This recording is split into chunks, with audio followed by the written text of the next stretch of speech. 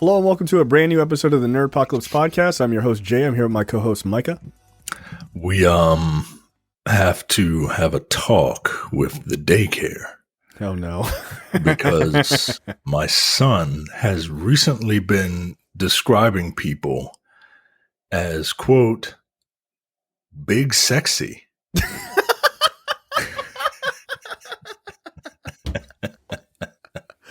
Oh, is he watching wrestling? Is that the problem? No, I don't know what the problem is, but he couldn't have got it from here because that's my wife hilarious. is not big. My wife is not big, and I am not sexy. So those words don't. Those words, particularly in that order, don't get thrown around. Yo, that's particularly when children are around. That's really funny. So big sexy, I see you out there. It's like Mariah is big sexy. I'm like, yo, you can't say that, yo. You can't say that about that girl in your class, yo. Just stop it. Just keep in mind, Micah's son isn't even 3. Like, yo, that's hilarious. Right. He'll be 3 next month. Oh my god! Yeah, this kid's not like 7, and it's funny. Right? It's like he's 2.5, and this shit is disturbing. That's funny, or not even 2.5, more than that. That's funny. Holy shit! Big sexy. You have failed as a parent. Look at you. Oh man, that is pretty goddamn good. Yeah, I have not gotten any reports like that, so I'm okay with that. I'm okay. I am totally okay with that, not hearing that about my daughter. Checked out this week. Yeah, I don't really have anything else to say about that. That's ridiculous. Your son is a sexual harasser already. Wow. I mean, already. Wow. God damn, yo. God damn. This is a real shame. Checked out this week. I watched Free Guy. Yeah, I mean, I won't go into it too much. We did a review. I believe Demetrius did the review for this. It was great. I really enjoyed it. I thought it was great. Everything he said in that review, I 100% agree with. Like, it was just, it's a really sweet movie. Found myself like, I'm an old softie now. I was like, oh, this is a lovely little romance. Like, I liked it. I mean, once again, it does have the ridiculous trope of like how we see video games in computers is just ridiculous. Like, yeah, that was my only issue with the movie. Everyone around the world is watching this game. Like, that's not like none of this is how video games work. Right. But okay. Right. Like, you just allow it. Right. Like you destroy servers, like the world doesn't collapse like a collapsing bridge as each, right. server gets destroyed. Like, but no, this shit just don't connect. Like, right. fail. Right. But that's boring to see, right? So you have to right. jazz it yeah, up. I get it. But yeah, I mean, Ryan Reynolds is being Ryan Reynolds. I mean, it's like the polar opposite character not from a personality perspective, but like from a motivational perspective of Deadpool. Like, he's like, if Deadpool was a nice guy. Yeah, he's sweet Deadpool, which is probably another reason why he's taking a sabbatical from acting, because he... Oh, is he?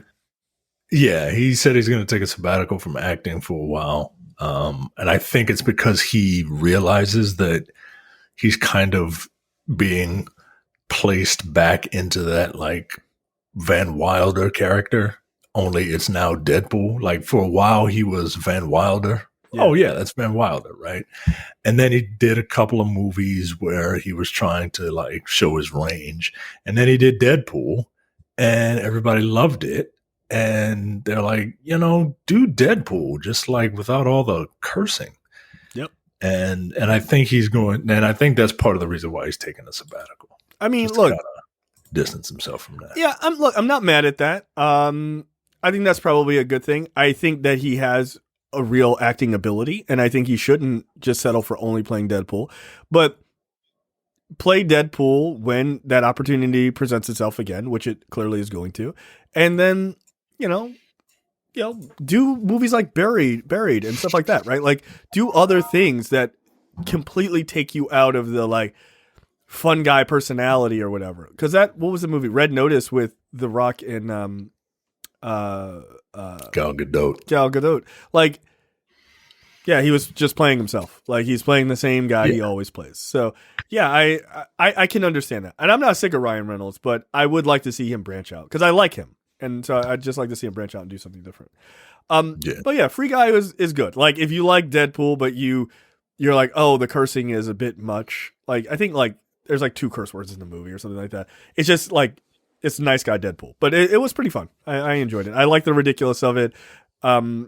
And I like the concept. I thought that was kind of a cool concept. Here's Do you watch?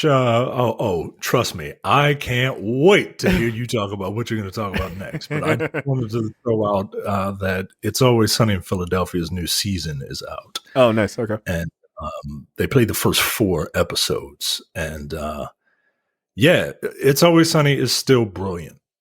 And if you're not watching It's Always Sunny in Philadelphia, I mean, you really should, right? Like it's like Seinfeld, but like for this generation, whereas Seinfeld is just 4 degenerates who always got away with everything.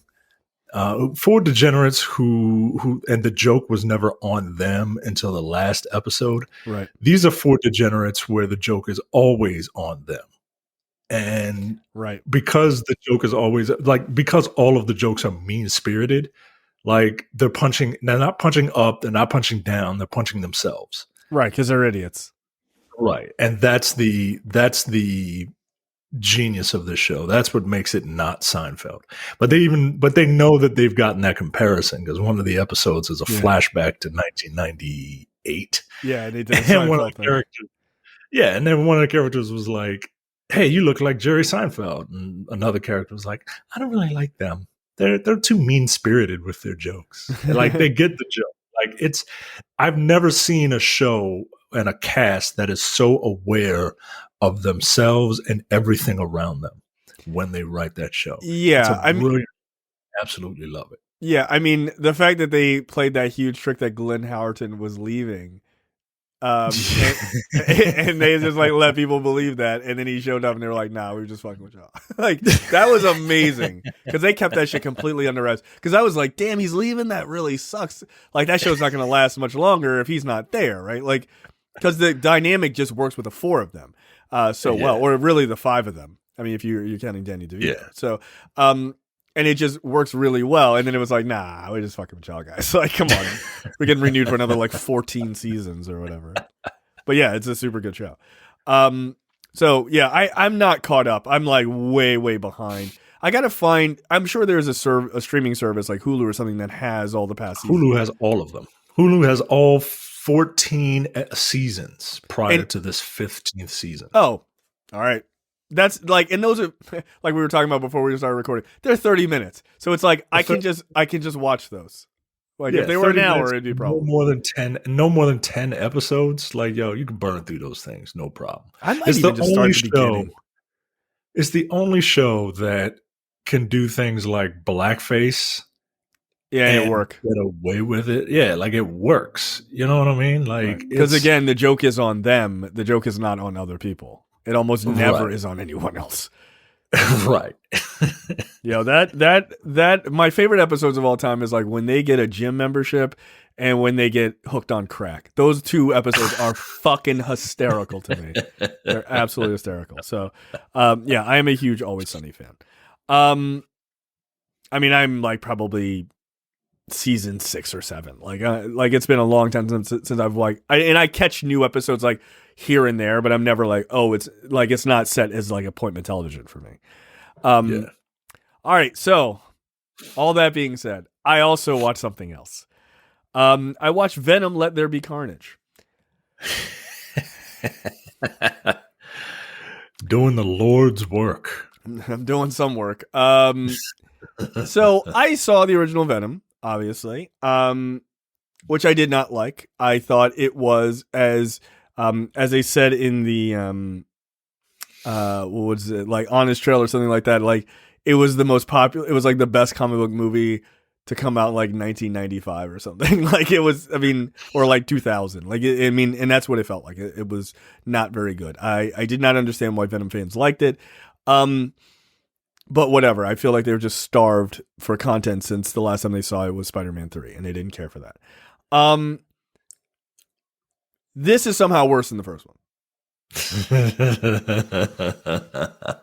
The CGI is better.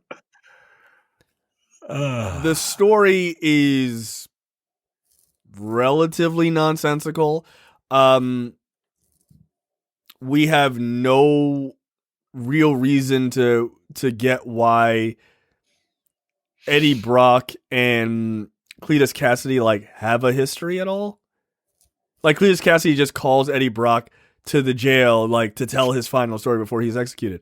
Why Eddie Brock?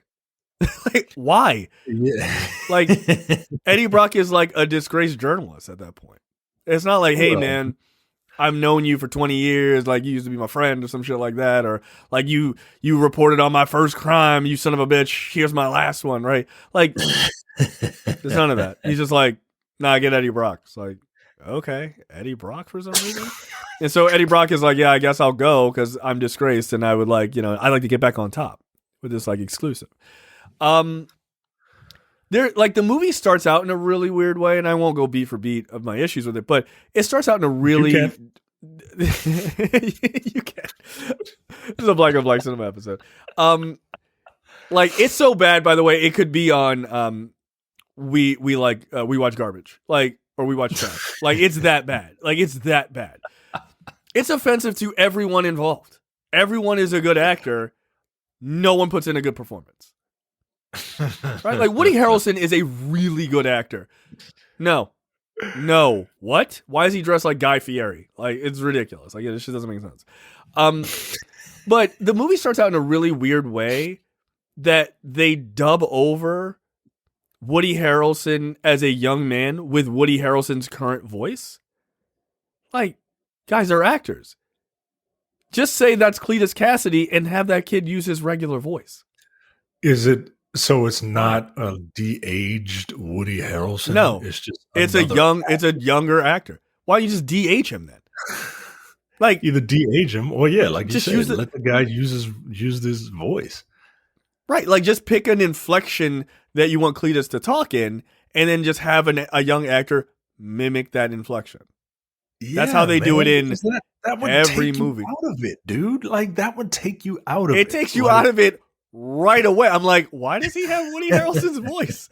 For what? And he's supposed to be 16 or, like 15, 16 years old. Like, why does Woody Harrelson sound exactly the same at 15 as he does at like 50 years old? Like, that doesn't. Again, very weird. Very weird. I didn't like, it's not a thing that I'm like, this is unforgivable. It's just like, that was a stupid choice.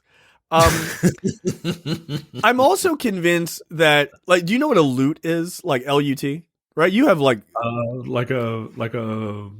ocarina. So like, no, not that kind of loot. That's funny. No, like a loot as in LUT. That's LUTE, I think.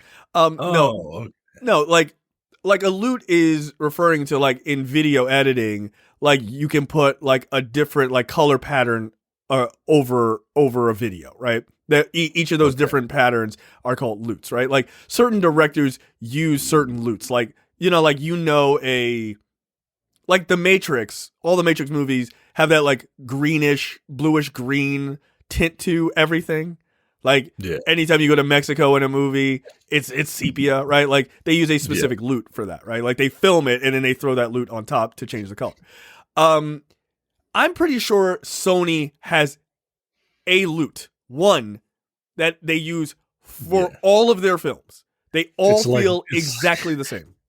It's like dark and cool, right? Like, right. Yeah. Always.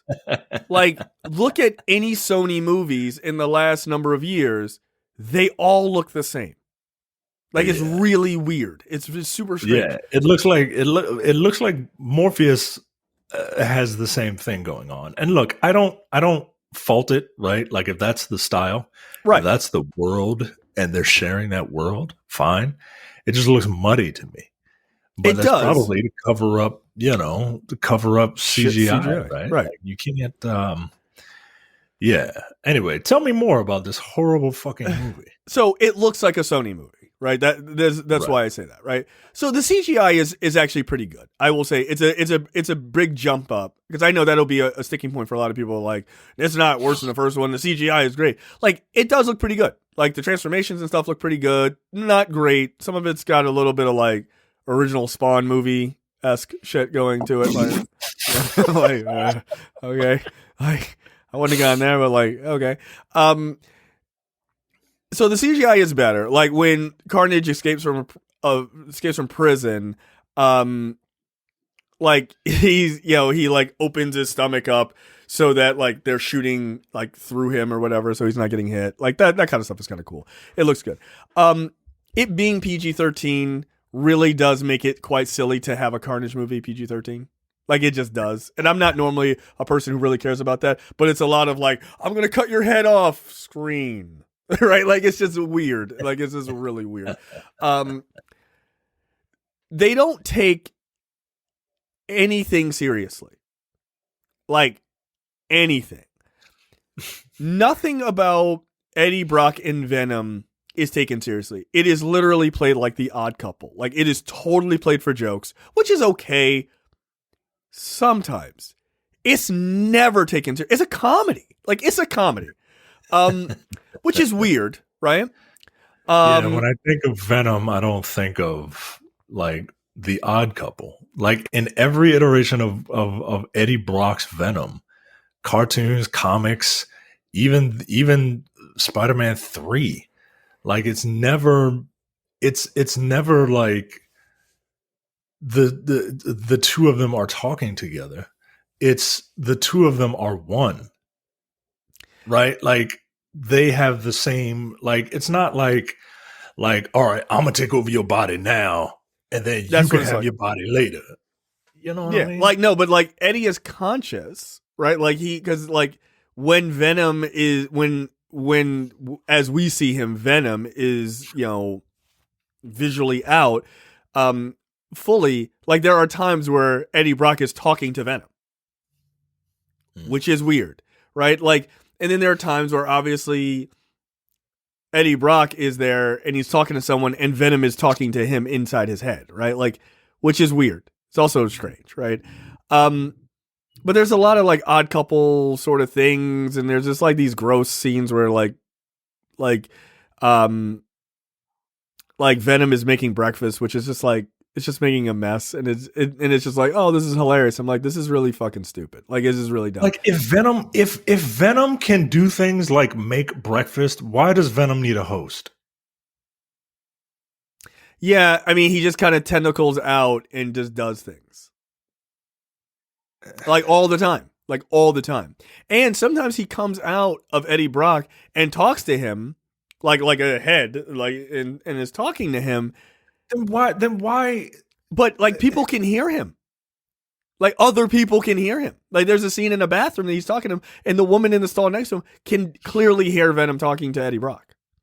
Because she's like, what the fuck is going on? Like, it's really strange. So, but the plot is very silly, right? Which is Eddie and Venom are like, they're on the outs, right? They're not, it's not the symbiotic relationship is not working well. And so they break up, right? In quotes, they break up. And meanwhile, Carnage is inside Cletus because Cletus bit Eddie Brock at one point, bit his hand and drank some of his blood. But I don't understand how that would make Carnage. Yeah, I don't know. Like, I guess some of the symbiote somehow like didn't like. It doesn't make any sense. It doesn't. Look, I don't know like the super history of Carnage. If you're telling me that's how it is, okay, I'll just take your word for it. I don't know. I don't give a shit. I don't like Carnage anyway. He seems like an edgelord character to me personally. But it's so dumb when it happens because he's like, he bites Eddie and he's like, I've tasted blood. And that's not blood. And like, there's a police officer standing right there. And he's like, that's not blood. Eddie Brock has a secret. Like, and he just starts yelling it. Eddie Brock has a secret. And they're just like, that's fine, whatever. Let's not like investigate that. That's fine. Like, whatever, crazy person. And then he gets executed. And of course, as they're about to give him lethal injection, Carnage like rejects it. And then like he comes out and he's Carnage, right? And the whole point of Carnage is that he helps Cletus Cassidy get out of jail so that Cletus Cassidy can get to his girlfriend, who is Screech, whatever. Shriek? Is that it? Shriek, right. And she has powers. Yeah. But they don't explain why. She's just a special person with powers. I believe Shriek is a mutant, but not in this. Don't quote that. Not in this. Like, okay. Like, fuck it. Whatever. So of course they have this issue of like of Carnage hating Shriek because she makes loud noises, which is not good for Carnage, but Cletus loves her because that's his girl. And so he's like trying to marry her, right? And so the culmination of the movie is Cletus Cassidy trying to marry Shriek in a church. And then they are going to kill people, I guess, once they're married. And then they have a big fight at a church. It's bad. Like, it's really bad. Like, narratively, it's bad. Again, I'm okay with them, like, keeping it light, but it is a complete and utter comedy. Nothing is taken seriously. All the performances are fucking terrible. All of them are terrible. Woody Harrelson is terrible. Tom Hardy is terrible. Like, it's weird because you get a little bit more of that Bane voice comes out on occasion as he's doing the voice of Venom. Because he only really has one voice, right? Like, that's it. So it's like, so you're just like, oh, when's he gonna say like for the people, right? Like, when's he gonna say it? So it's really weird. Like, I like they're making another one. Amy Pascal said that they're starting work on the third one. Here's an idea for the third one. Don't. And if you're a Venom fan, how do you like this shit? Like, this does not feel like it's taking the character seriously at all. It's a joke. That's one of my questions, right? That's one of my questions. If you like this movie and you like Venom, like, I don't like. I think Venom is kind of one-dimensional. Like I said, I haven't read anything that Venom has been in recently, but I hear they correct that. But I think Venom is really one-dimensional. But I also respect Venom's place in the pantheon of Spider-Man rogues. You know what I mean? Sure. Like, if I had to make a top 5, he'd probably be 4th out of 5. But out of all no, after this movie, no. I'm talking about in general, right? I'm talking about in general. Sorry, I can't unsee this. 6th at that. Nah, yo, Big Wheel is above him. Yo, it's a joke. It's a joke. But how, if you are a Venom fan, like, Venom is supposed to be like terrifying. You know what I mean? Like, there are versions of Venom where I can't pull it down because it's Venom is fucking terrifying, dude. Venom is terrifying. I mean, and he can be terrifying in this movie if they took it seriously. They never do. Like, he goes to a rave or a club at one point, and he's like, I'm out. And it's like weirdly like they're trying to like sort of equate like coming out of the closet. Like, it's very strange. I'm out of the Eddie Brock closet. Like, all right. Like, did they say I'm out of the Eddie Brock closet? Yes. That's actual dialogue in the movie. Yes. It's fucking bad, yeah.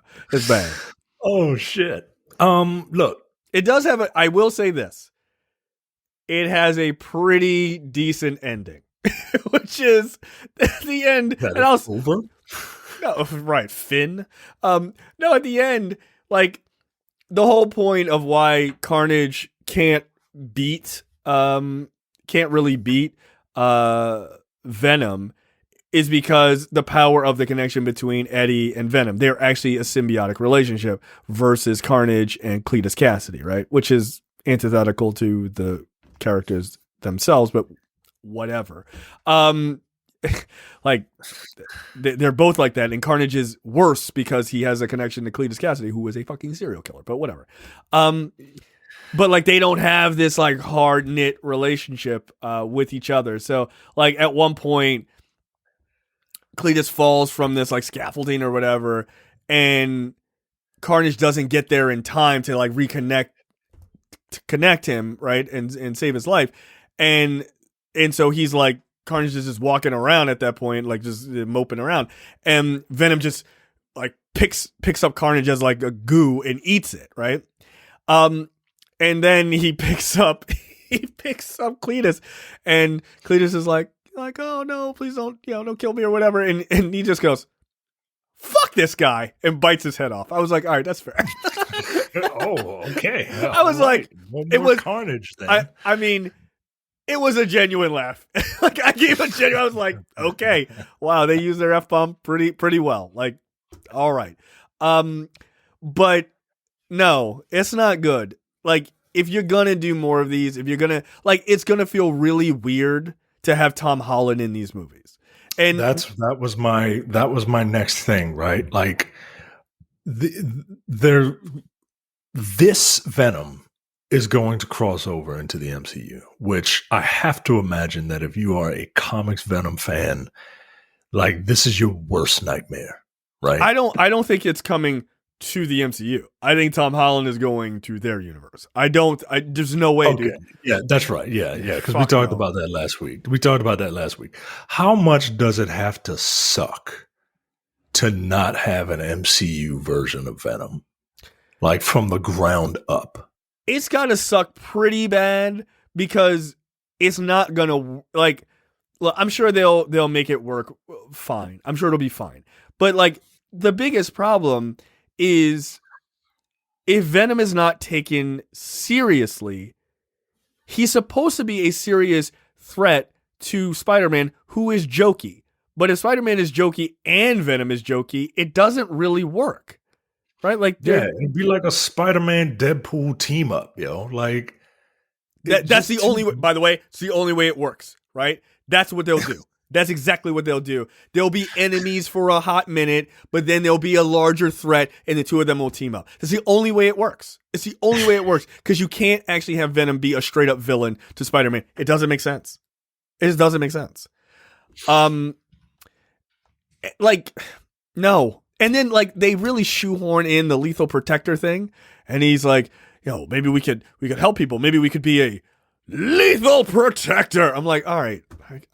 Like we get it. You said the title. Like, so that'll be the third title, I'm sure. Venom Lethal Protector. But yeah, it's bad. It's bad, and people shouldn't see it. So you're welcome. If you were thinking about watching it, don't.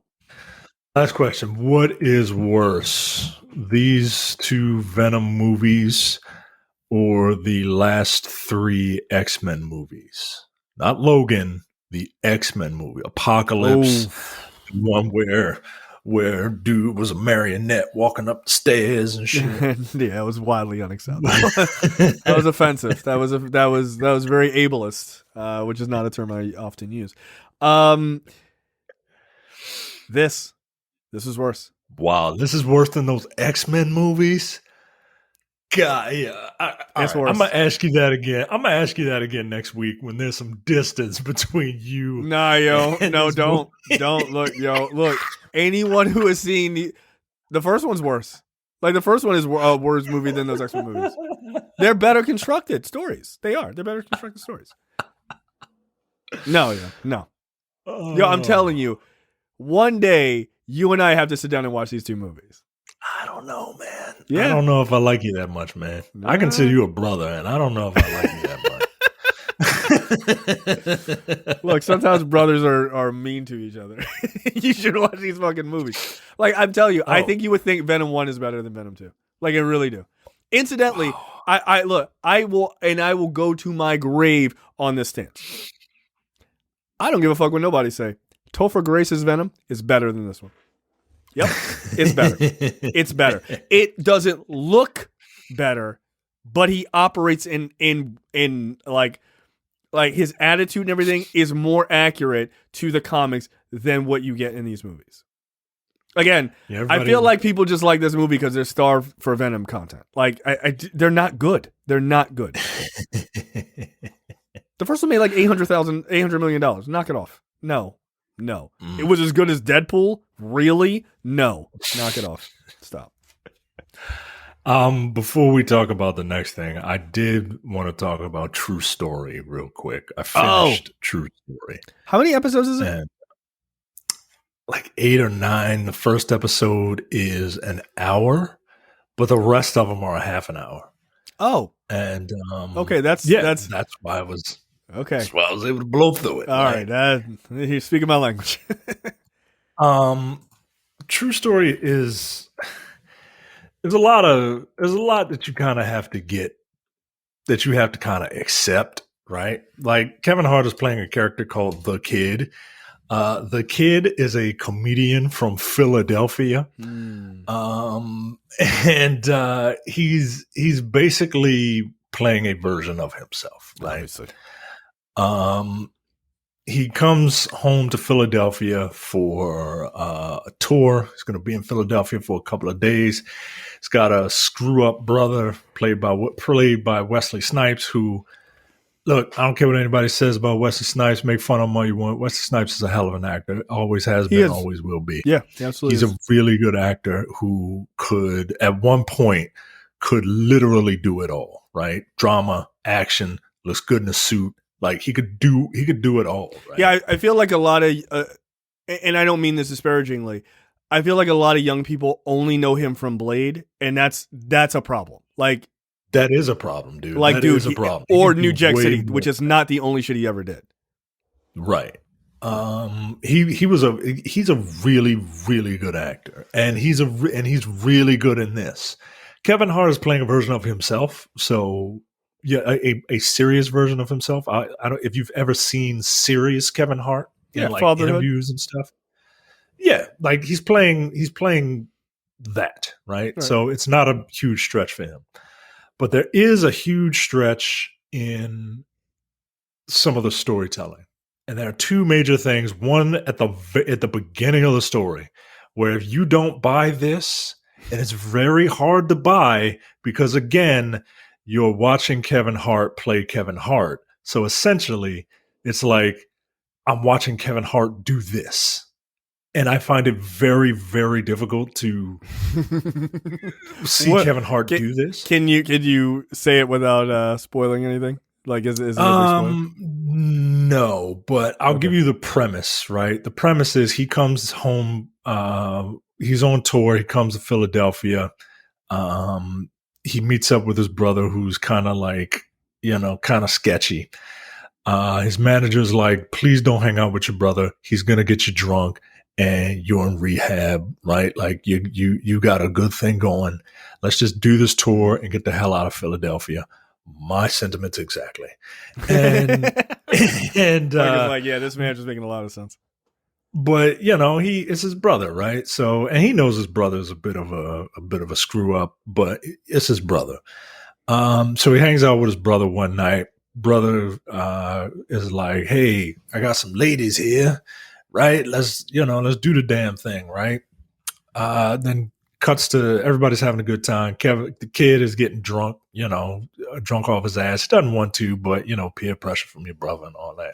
Right. And then the next morning, he wakes up with a dead woman in his hotel room. Jesus Christ. So the story, like, that's the premise. And then the story kind of kicks off from there. And I won't tell you what that, by the way, the dead woman in the hotel the next morning, that's not the thing that I'm talking about. But for fans, for people who have seen the first episode, the end of that first episode involving Billy Zane, who was in this movie, who's really good. The thing involving Billy Zane is the thing that I'm like, come on, yo, I can't buy this from Kevin Hart. Like, I can't do it. And then there's another thing in the end where I can't. But if you can get past that, it's an interesting little, like, Negro novella, You know what I mean? That's not what it's Like, called. like it's a soap opera. It's a soap opera. I think it looks good. I just haven't had a chance to dig into it, and I wanted to watch it with my wife, so I may have to just kind of plow ahead on that. No, watch it with her. Watch it with her. I think you would get more.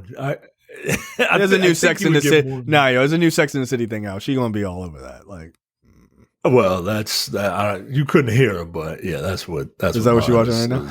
Yeah, she's watching that right now. Yeah, I heard it's not good. That's what I heard. I heard they catty as fuck to Kim Cattrall, which is fucked up. But whatever. Well, she watches like all those housewives shows, so. Oh, I watch. Look, I like Sex in the City. I love those messy bitches, and they're horrible. Yeah, they are. I love it. I've seen every episode. Yeah. So but yeah, true story is it's not bad, but you know, it's a soap opera. It's a soap opera. It's a soap opera that does a very good job of hooking you to the next episode. And the fact that those episodes, aside from the first one, are only 30 minutes. All right, I can keep watching it. Yeah. You know what I mean? Yeah. If it was an hour, fuck that. I just don't have the space to watch like a 10 episode hour long series. Like, I just don't. Also, Kevin Hart's bodyguard looks like a swole Terrell. Like, it's weird, you know. Like, that's all I see. It's just like fucking swole Terrell. I'm like, that is him. Yo. Like, a lot of people don't know. He moved out to Hollywood. He making it. All right, Terrell. We see you out there. All right, let's talk about episode 4. Is this episode 4? 4. Episode 4 of Hawkeye. Look, I didn't think it was as good as the previous episode. The previous episode was just a fucking balls to the wall good time. Look, Yelena is a fucking problem, man. She is a fucking problem. By the way, we're gonna talk spoilers. So if you don't want to hear spoilers for Hawkeye episode 4, please fast forward. You just heard it. Yeah, she's in it. Duh. But yeah, she's a problem, man. She tossed Kate off the roof. Like, she just fucking overhead pressed her right over the roof. It's like, wow, that didn't really take a lot of strength at all. Yeah, I like where this is going. I feel like you're gonna get some good character explanations and things in this next episode. I think Cam is absolutely wrong. I think you're not getting Kingpin until the season finale.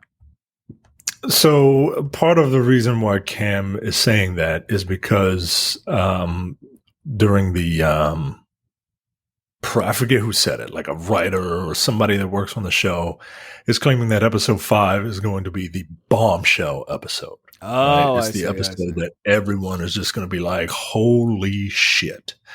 That's why people think, and they keep referring to the big man. And yeah. You know, no, he's definitely going to be there. Keep mentioning him, right? And I feel like episode 5 is when you do it, when you show him. And then episode 6 and then episode 5 ends on like some sort of like cliffhanger that immediately gets picked up in the episode 6. Right. And then, because you got to wind down, right? Like, and these episodes are only these episodes are only like 40 minutes.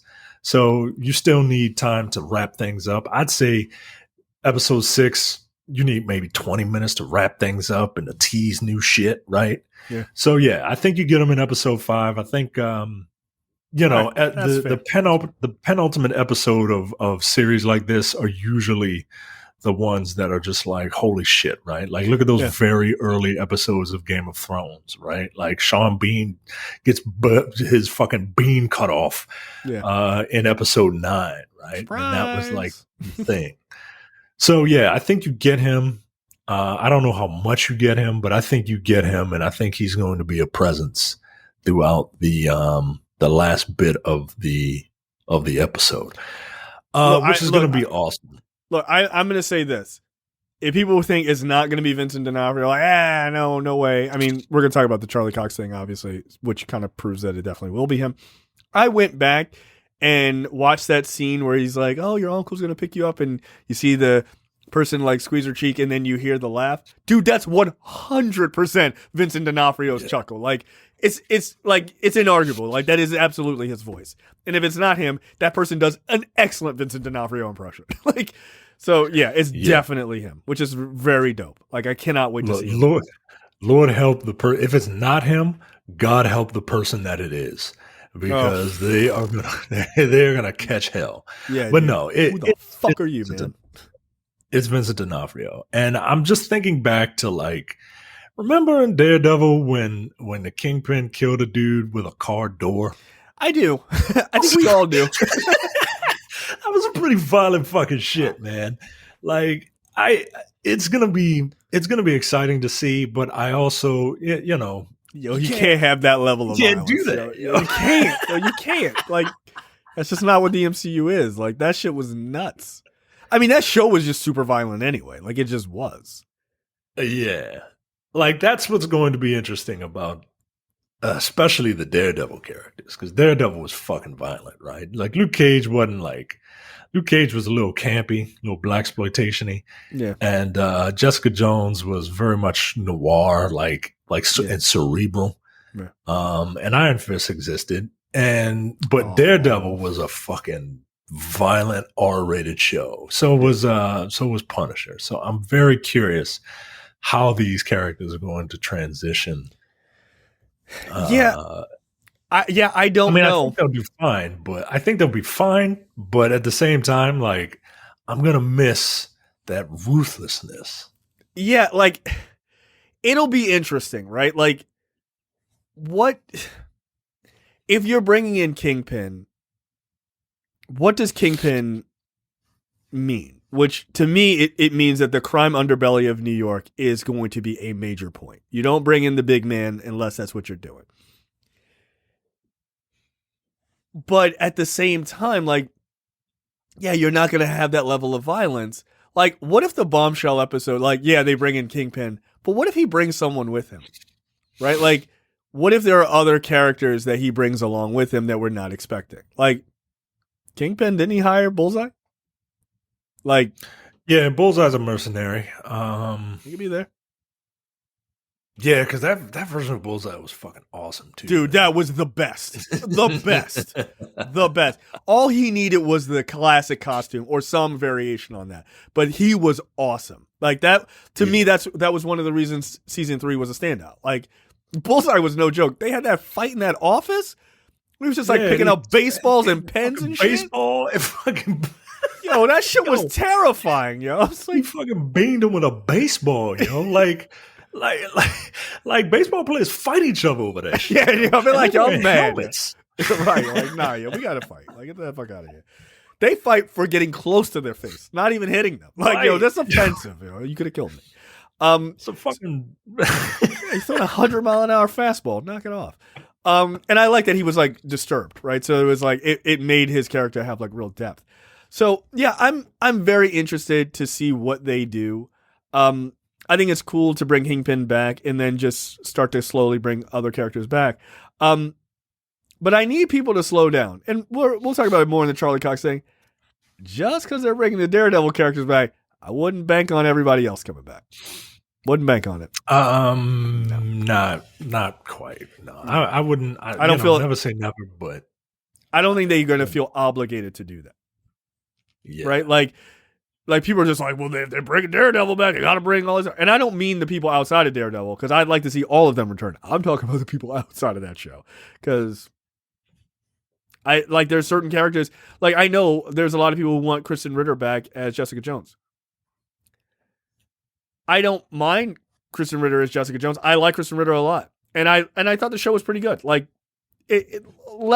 not as great as, say, Daredevil, but I thought it was pretty good. I just don't know what space you build for her in the MCU. Like, which I guess feels to me like you need to do something that's very Harlem focused. Well, here's the thing, right? Like, do you do Defenders again, but like you figure out how to do it correctly? Here's the thing. I think these characters get relegated to side characters. I really do.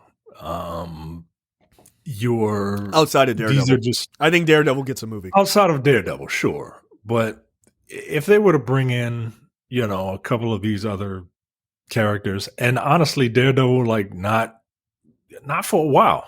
Not for a while, man. Like, There's a lot of unannounced, but there's a lot of unannounced Marvel projects that they have dates for. Not that it's going to be like 2022, but like I could see one of those projects being like, surprise, 2024, there's a Daredevil movie. I wouldn't be shocked by that. Yeah, I wouldn't be shocked for it. But again, that's quite a ways away. You know what I mean? Absolutely. Like I don't see these characters like now that they're here or whatever. I don't see them jumping the line. Right. I agree with that. And maybe it's just like they're just characters that just kind of flesh out the whole Marvel Cinematic Universe, right? Like, right. Can you see Mike Coulter's Luke Cage in doing something like joining the Avengers? No, like we're beyond street level shit now. You know, but that's like, what I'm saying. Just like regular shit.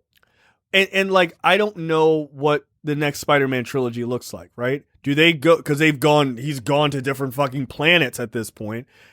Do they, in soon other dimensions, like, do they pull it back and be like, yo, this is your neighborhood Spider-Man, right? And then like, he's in New York and he fucking runs into Daredevil and Luke Cage and Iron Fist. Like, is that how you do it? Like, is that what that next trilogy looks like? It's much more grounded? I don't know. Because he really hasn't gone to Manhattan. Yeah, like it was actually, jarring to see. It was jarring to see the end of the second Spider-Man movie, him swinging around in Manhattan, because you realize, oh yeah, I haven't seen this. Right. Yeah, that's right. It was at the end. Right, and it's just like that. This is the first Spider-Man movie that has not happened. That it has not been hard focused in that part of New York. So. I mean, he went to DC for God's sake in the first movie. Like, what the fuck? Right. Like, where are you going? And so they kind of have been like sort of avoiding locking him into that one space because we've seen it all the time, which is, I mean, makes sense, right? I mean, then he went to Europe like the second time. So, yeah, but I'm ready to see him swinging off of skyscrapers, man. Absolutely. Like, and I think that's what those characters, if they do decide to kind of ground Spider-Man for a while, I think that's where you'll see those characters. That's where you'll see that interaction. You know what I mean? Yeah. Look, maybe the culmination of 3 Spider-Man, the next trilogy, is him fighting alongside a bunch of street level heroes. Yeah. Like, that'd be kind of cool. Like if you build Kingpin as this big crime boss and maybe you do the hand correctly. What an idea. Oh, they're making a big hole in New York? That's the thing? All right, this is fucking stupid. God, look, I don't care what you think about the Daredevil series and Netflix series. Defenders was fucking awful. It was awful. It was a disappointment, yeah. It was a disappointment. I'm like, what are we even doing? Like, what was the culmination of all of this? It's like they didn't have an idea, and then they were just trying to like, we're writing it as we go along. Hole in the ground. All right, fuck it. That's it. So yeah, it's it'd be kind of cool. Like maybe that's what they do, right? And then you have to bring in Spider-Man, like, and he needs like, look, these are just too many people. There's too many fucking ninjas running around, and I need Luke Cage and Iron Fist. Hopefully, recast both of them, and Jessica Jones and Daredevil. Maybe, I don't know. I have no idea. So you can do Shadowland, like that'd be kind of dope. But we'll see. But you gotta ground it. But getting back to Hawkeye, look, I thought this was the best part of this episode was Hawkeye or Clint and Kate getting drunk and like firing off war stories and shit, and like her being taught how to like flick the coin and shit. Like that was dope. Like that was my favorite part of the episode. Yeah. Everybody likes a training montage, right? Yeah, and just like becoming friendly with each other. Yeah. Yeah, I'm actually really enjoying this more than I thought I would, right? Like the other stories either had a good hook or spoke to me on like a level that was a little more personal. I was worried that Hawkeye would just be like, whatever. Right. Like contrary to what people may think, I don't hate the idea of archers, right? Like it takes a lot of fucking strength and skill to use a bow and arrow properly, right? That's why it's impressive when people see it, right? But it's just like in a world where guns exist, right? Right. It's not as impressive as Thor. Right. Like it just, They even make a joke about it, right? Right. Like in Age of Ultron, when he's talking to Scarlet Witch, he's like, and I've got a bow and arrow. What the fuck are we doing? I don't know, but we got to do it. That's the job. Right. That's the job. Right. I mean, that's what always has made him great. It's like, I got a bow and arrow. What the fuck am I even doing here? You can turn into a giant green monster. What do you need me for? Right. Come on, man. That's stupid. But yeah, I was worried that I wouldn't care, but they're making me care more about Hawkeye than Age of Ultron ever could, right? Like they tried in Age of Ultron. They tried. They tried, but it just didn't. You just gave them more to do, and it wasn't. You gave them more busy work to do, and you didn't really develop a character. And I mean, it took over a decade, right? But the character is there.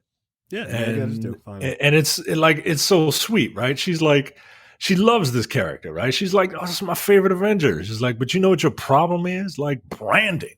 Like but it is get yourself out there, right? But it is his problem, bro. Like it is. People are like, they don't care about you because there's all these other awesome people that everyone pays attention to. But like that's why like when people make fun of like, what's Scarlet Witch gonna do? She got a handgun. Yo, she's fighting toe to toe with like Captain America and Iron Man with a Glock. Like that's impressive, dude. Right. She got no superpower. She got nothing. Right. She's just highly efficient at her job. Right, that's it. It's like an accountant. Right. And like Hawkeye is just a really good shot. Right. And look, all due respect, he's the best at his job. Right. You know what I mean? Like, but that's what kind of makes them interesting is like they can stand toe to toe with these like superhumans, right? Or these like tech and gods. it makes me like this series and that Black Widow movie, and then think like it makes me wish that we had like a series of just like Black Widow and Hawkeye doing jobs. Yeah, dude. Like that would have been dope. Like that would have been dope. Yeah, that's what it makes me. That's what I kind of long for now. But at the same time, I'm glad we don't have it because like the idea in my head is far greater than I think anything I could have seen. Right. And it makes me appreciate those characters. Right. It makes me appreciate Natasha's death. It makes me appreciate the fact that Hawkeye is like hurt by this shit. Oh, and, that is very clear. Like they make that a really recurring point. Yeah. Is his best fucking friend, man. And then he described to Kate, she was like, what was the best shot you took? And he was like, the one I didn't take. Yeah. Because, I would have had to kill someone who ended up being my best friend. Right. And, yeah, man, shit is good, man. Like, why are you making me feel things? Get out of here. Right. But look, that speech that like, not taking the shot, is the best shot I ever took. Kate's going to repeat that story to Yelena. That's my guess. That's probably. That him relaying that story to her is Kate's way of connecting with Yelena, which they will end up becoming friends on some level when they both become Avengers. You watch. Yeah. That's going to be their connection. And that's kind of dope is that the next iteration of Hawkeye and Black Widow will have that same connection. Because in the same way, see it. Well, you already saw it. Kate was like, "Oh shit." And she was like, she shook her head like, "No, don't shoot me." And it was like, "I'm not going to shoot you." Also, like, if you try, I'll fucking murder your ass. But and then she proceeded to throw off a building, which was disrespectful. But then, my guess is you'll get that moment again where it will, because I think she didn't kill her because she's young and she's never killed anybody. Like she's not trained for that shit. And that's kind of terrifying to be that close and like, like she's never fired an arrow straight up to murder somebody. But she's going to get forced to, and she's going to have to make that choice. And it's going to be, I'm not going to do this. And here's why, which will be perfect. Yeah. Yeah, look, I'm thoroughly enjoying this. And yeah, I'll concede the point that you and Cam are probably right about the episode 5 with the Kingpin. That makes a lot of sense, actually. Shut up, Cam. I'll deny I ever agreed with you. All right, let's get into the topics this week. I guess I won't see you, Space Cowboy. Cowboy Bebop is canceled after one season. No, And after it 3 debuted- weeks. 3 weeks. Right. It debuted less than a month ago. God damn. But it's already canceled. Look, the space western had a rough reception. The 10-episode series garnered only a 46% positive critics rating on Rotten Tomatoes. Fans seem to agree, giving the show a 56% positive audience score. Wow. Ooh, 56 for the audience? Yeah, like Jesus usually Christ. the audience is way more forgiving on stuff. Yeah, like dude, this. that's So, pretty bad. Wow. According to Netflix's top 10 site, the series had ranked up almost 74 million viewing hours worldwide since its debut, and got plenty of sampling out of the gate, but it plummeted to 59% for the week of November 29th through December 5th, so last week. It lost almost 60% of its viewers in a week. That's fucking crazy. Yeah, look, man, I think this Or in 2 idea weeks. could have worked. I really do think this absolutely. idea could have worked. The cast was not the problem. The pacing is one of the biggest Mhm. hurdles that this thing just kind of tripped over. Also, throwing so much money at this thing made it look fake, right? Ironically, it made it look cheap. And, some of the sets, like the interiors of the Bebop, looked great, right? But, all of the world looked fake. Yeah, it didn't have any weight to it. Yeah, it just... Yeah, the show had problems, man. And this is... Yeah, I don't know. I don't know what else to say, man. Like, it was... I enjoyed the cast. It sucks, but, like, I can't say that I finished it. I didn't. And quite frankly, I don't know if I'm going to. I'm not. This is a perfect excuse to be like, I'm good. Forget it. Like, it's... Nah, and like, again, the cast was not the problem. You're right. It's the pacing. Like I said last week, if the episodes were 30 minutes, it would have worked. Like, it would have worked because it would have just run in a clip and you'd be like, all right, like, they get into it. No, it was like, get to it. Fucking get to it. And it just wasn't hitting. And that's unfortunate. It really is. Because I was rooting for this. Look, I think this is also going to give like this paragraph right here. This project is the latest attempt to reinvent Japanese anime as a live action series that failed to draw viewers following titles such as the 2009's Dragon Ball Evolution. That's not fair. That's not fair to compare this to that. Come on, yo. That's not all right. Don't compare Cowboy Bebop to Dragon Ball Evolution, yo. Yeah, that's one of the worst movies of all time. Like, that's not because they tried to make an anime into a live action movie. It's because they just didn't give a fuck. Like, they just didn't. It was a payday. 2017's Ghost in the Shell. Look, I would argue that's not a bad movie. It's just boring. Like, it's just not. It's just like. Did you ever watch that? No, but look, It's boring. Look, I'm getting ready to have my anime card revoked. Ghost in the Shell was kind of boring. It is. It's Like, not kind of the boring. anime. It is boring. Like, the anime is kind of boring. You know what I mean? Look, maybe it's because everybody likes the spider tank scene because it's the best part because that's the only thing that's interesting. Maybe it's because the last time I watched it, I haven't watched it as a slightly more mature, person with a little more discernment. But I remember thinking, what's the big deal?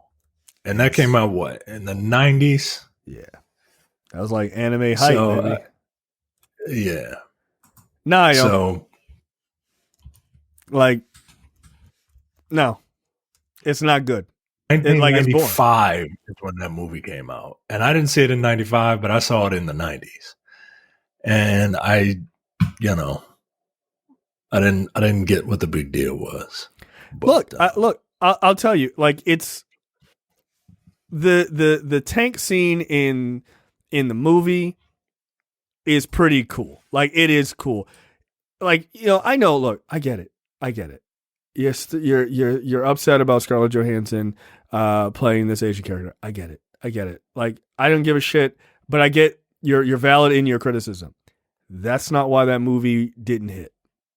Like, it didn't hit because it was boring. And Ghost in the Shell is kind of boring. Like, it is. And it's got some interesting commentary and everything else, but it's largely a pretty boring narrative. Like, especially when you watch it live action, it's a pretty boring narrative. But the movie is a pretty decent, like, version of the anime. It's just that the core story is boring. Like, it is. When I watch it, I'm like, how fucking long is this boring ass movie? Like, it's just boring. It's boring. And it feels like it starts out super awesome, like this great action sequence, and then it's boring, and then you get one action sequence, and it's boring, and then you get another action sequence, and then it's over. Like, that's it. So it's just not a particularly great starting project. But, like, that's not why anime doesn't work. Like, this is the same, like, silly arguments about, like, female action movies don't work. Well, not if you make bad ones. Like, that's stupid. Like, that's dumb, right? So, Ghost in the Shell, Dragon Ball Evolution is an unfair comparison. Don't compare that to any movie. That's bullshit. Ghost in the Shell, again, had more to do with just that story is not interesting. And then they talk about Netflix's Death Note, which I didn't see, but again, that's like very low budget, so I don't know. And the biggest success in the space so far is arguably 2019's Alita Battle Angel, which, by the way, in my opinion, is a piece of shit. I haven't seen it. I don't think that's good at all. It's got some cool action sequences, sure, but all in all, I don't think that's a good movie. But yeah, that was a movie that all the incels who were pissed that Captain Marvel existed, they were like, we're not going to go see Captain Marvel because Brie Larson hates white men or whatever. So we're going to go see Alita Battle Angel. That would be the woman we support. And it was like, it didn't do very well. Like, it did fine. Yeah, so you're lying. Okay. Right. Or you saw it and there's not that many of you. How about that? Right. Because the last time I checked, Captain Marvel made $1 billion. So you don't matter. So it was funny. But yeah, look, Cowboy Bebop, that's fine. I'm not upset that this got canceled. So here's the thing with anime, and then we can get off this topic. I think the problem is that I think these people are too close to it, and they're trying to do a 1-for-1. And we spoke about this the last time. Like, there are certain cultural things, there are certain differences in the medium, there are certain things that you can do with anime that just don't translate. They don't. Be it literally or visually or figuratively. What you need to do, and this is going to sound stupid, but do you remember that YouTube video American Akira? Yes. Like, Kevin, like don't do that, but right. you have to but like, yeah, but kind of, you know what I mean? Like, you have to adapt this thing for just like when you translate, you don't do, one of the reasons people hated dubs is because they did a 1-for-1 translation, and that's not how language works. You have to translate, and then you have to localize so that the translation makes sense. Yeah. That's the same thing you're doing here, right? That's the same thing you have to do. They're translating, but they're not localizing. Yeah. And that's why these things aren't hitting.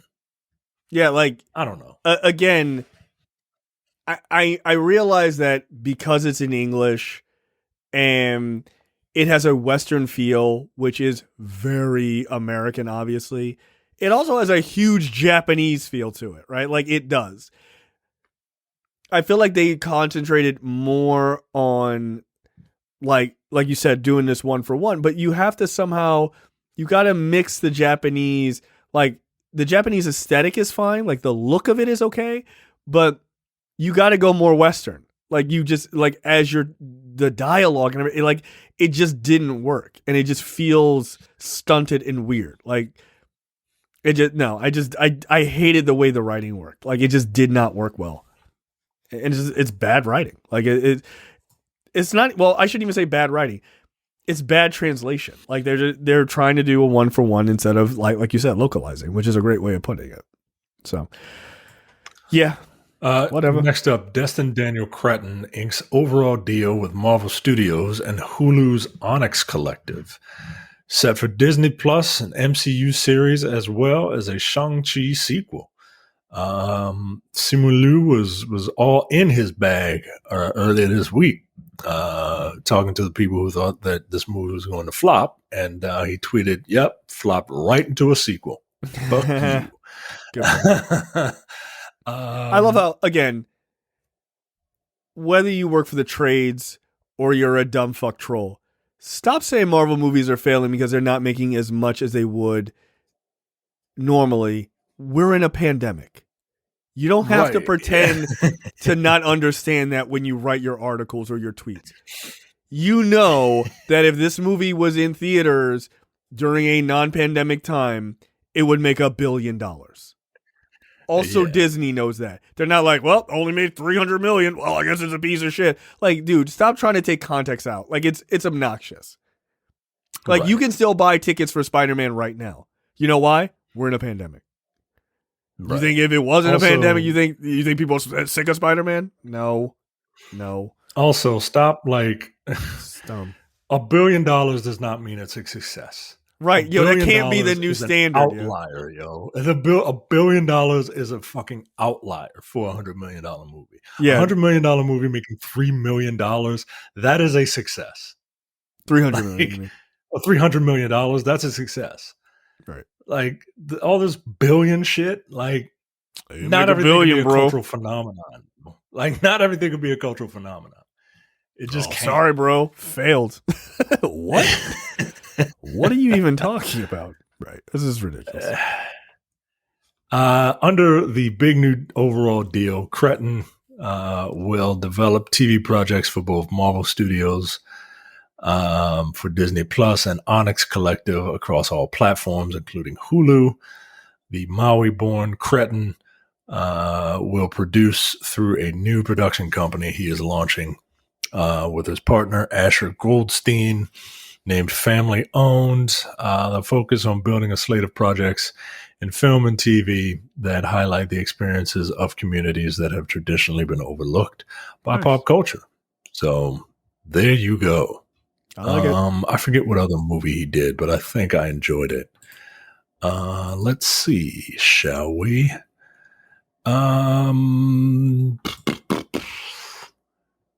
Just Mercy. Yep, he did Just Mercy. And okay, great well, movie. there you go. Great movie.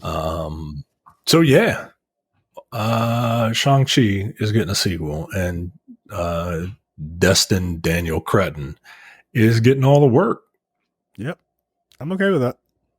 I'm okay with that. That's great. I thought he did a good job with it. Spider-Man No Way Home press screenings reportedly won't include a large portion of the movie, like 2 hours of it. Yep, go fuck yourselves. Good. And I'm only saying that because I didn't get a screener for No Way Home. Sad. You know what? I'm glad. I'm actually very happy about this. And it's weird because like we all think we know what's going to happen, right? Yep. Like, and ain't nobody this is the know. worst. This is the worst kept secret in pop culture right now. But fuck you. We're still not going to let the press ruin it. Yeah, because you know what I mean? Because the press ruined another, like, whatever the last Marvel movie was. Like, a guy came out and was like, this is what's happening in the movie. Like, dude, like, you're a reviewer, man. Like, by the way, that guy should have his account, like, revoked. Like, you should not be able to review movies anymore. One of the arts of reviewing is, like, not spoiling the movie for people and just telling them how you feel about the movie. Right. You can't do a Homer Simpson when he was walking out of Star Wars and be like, so Darth Vader was Luke Skywalker's father. And everybody in line is just like, yo, what the fuck, yo? Thanks a lot. You can't do that shit, man. A new report suggests that the press screenings will be holding back a large portion of the film. Outlets are hearing that press screenings for Spider-Man No Way Home will be only about 40 minutes long, giving journalists enough material to handle pre-release press junkets and promotions without being able to spoil any of the deeper secrets of the film. That's great. I think... it was Marvel Eternals. That's where the guy was just like, and then this happened. Like, all right, dude, thanks. Right, like Icarus dies. Like, yo, come on, yo. Oh, man. Spoiler alert. Hopefully you've seen it. Oops. Yeah, yo, I can't. You've seen it. If you were going to see it, you've seen it. I like this. Yeah, I'm okay with it. And as a person who goes to these screeners, I'm 100% okay with it. Yeah, I'm fine with it, man. Look, I understand you have to do like a world premiere and stuff like that, but nah, yo, for old regular press, I would bone them. I would bone them and be like, all right, go ahead. You can watch the movie like the night before it comes out. Yep. And you got to get your review up. And even then, you still have time to ruin it for people. But no, because that guy went out and like tweeted about it. I'm like, dude, god damn. Again, what is the point? Like, Twitter is the worst invention. But like, why do you want to ruin the surprise for everyone else? Because that's how nerds are, right? Like they want to hoard knowledge and lord it over people. That's where all that gatekeeping bullshit comes in. The same thing that they were ostracized from society for, and in high school, right, is what they've turned into. Yeah, you know what I mean. It's like, funny that you live long enough to see yourself become the villain. God damn it! That fucking line, man. It's good writing. Christopher Nolan. So yeah, I'm perfectly fine with this. Florence Pugh, Rami Malek, Benny Safdie, all join Christopher Columbus's Oppenheimer. Christopher Columbus. Sorry, guys. It is after 11. It is way past my bedtime. Christopher Nolan's Oppenheimer. Let's see. Look, a Marvel actress and a James Bond actor, and one of the Safdie brothers from another mainstream film with Adam Sandler. Really? Oh, it's weird how Christopher Nolan keeps picking all of these people to join his very serious motion picture. Interesting. That woman who wrote that. Christopher Nolan. You mean Christopher Nolan, the guy who came on everybody's radar through a superhero movie? Yeah, weird. That Christopher Nolan. Yeah, yeah. They're not letting him build keeps hiring Venom to be in his movies. Weird, strange. They're not making Oppenheimer based off of Memento. As much as I love that movie, like they're not giving him all this money based off of Memento. No. Look, Rami Malek's an Oscar winner. Florence Pugh is an Oscar nominee, and Ben Safdie directed Uncut Gems, which is, it made me like an Adam Sandler movie. I'm not an Adam Sandler guy, but him and his brother are fucking talented as shit, man. Yeah, man. Yeah. So look, it sounds, he's making me want to see this boring ass sounding movie. I'll tell you that. I'm telling you, it's going to look good. You watch, you're going to be like, because it's going to have World War II as the backdrop. Of course. I've never seen Dunkirk. I think you would enjoy it. I can see why mainstream people would not enjoy it. But I think you would enjoy it. All right. You're smart. Well, that's it for me. All right. Well, not that smart. Anyway, Jussie Smolett has been found guilty on lying about a hate crime. Oops. A French actor. Jussie Smollett. Look, I don't care what you think of that guy. He's a real dickhead, but that joke was fucking hilarious.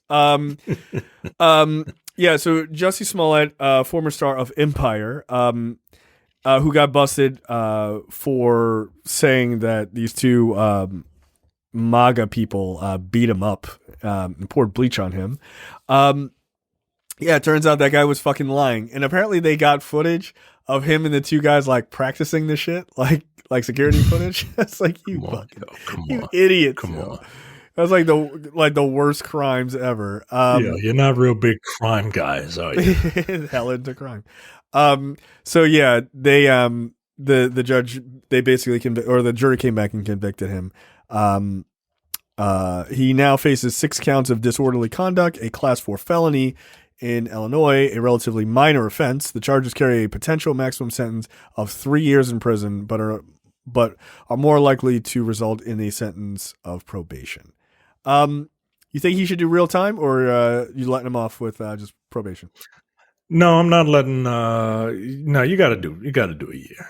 You got to do at least a year. I think you should do at least. You can't. I agree. Yeah, you can't do this shit, man. You can't,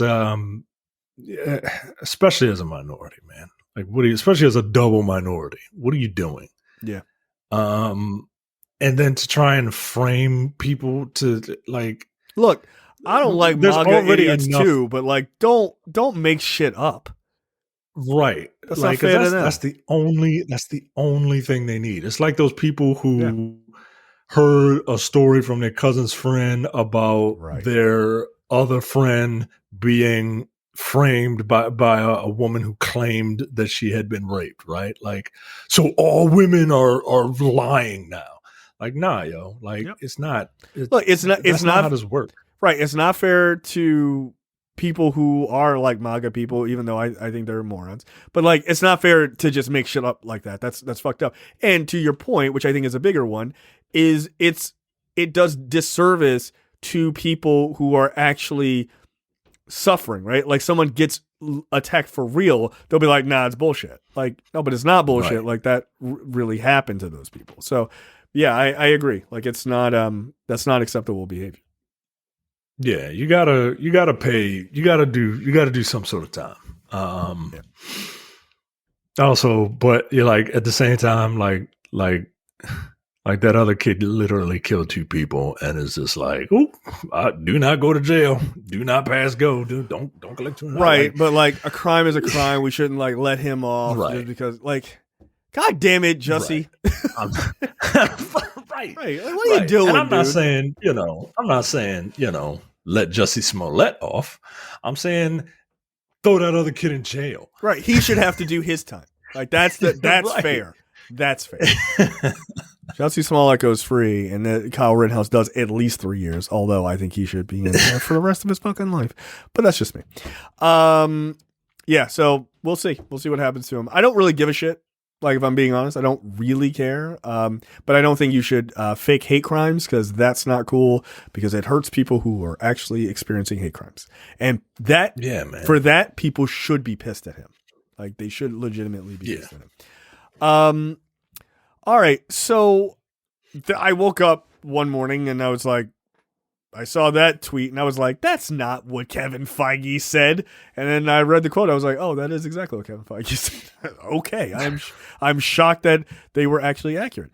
Kevin Feige says, quote, if you were to see a Daredevil in upcoming things, Charlie Cox, yes, would be the actor playing Daredevil. Where we see that, how we see that, when we see that remains to be seen. And then he gave a massive wink, because obviously you don't even mention Daredevil at all and Charlie Cox unless that is coming up too sweet. And like next week. Right. I like, to that point, and I think that's a good one. People are like, well, it's because of the leaks and everything else, which I think is also true, but you got to explain where the fuck Vincent D'Onofrio comes from ahead of him showing up. Like, you got to give some explanation, because then you're just inundated with like a crazy amount of questions. But at the same time, it would have been dope to just see Vincent D'Onofrio show up and like, we got no warning. Like, that would have been kind of crazy. And then like a statement like this comes out.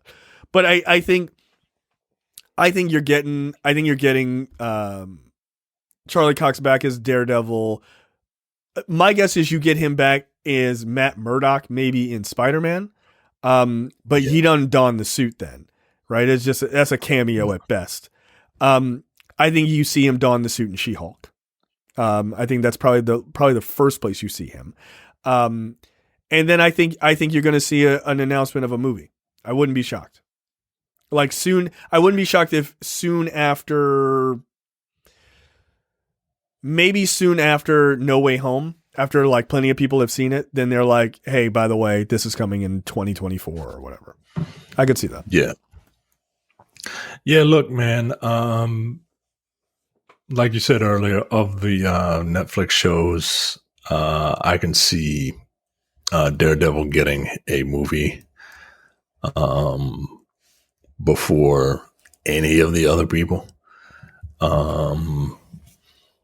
But look, I really liked Charlie Cox as his take. I really enjoyed it. Yep. And it'll be great to see again. Yeah, man, pick those shows, pick those series clean for, pick the best bits of them. And it looks like that's what they're doing. So, yeah, I want to see a different design of that suit, man. I want to see the MCU's version of what they think that suit should look like, right? Because the Netflix stuff was separate, right? Like, but I want to see the costume designers that they have, because they have an ability to translate comic shit and really make it look sleek and very cool. So I'd be very interested to see their take on it.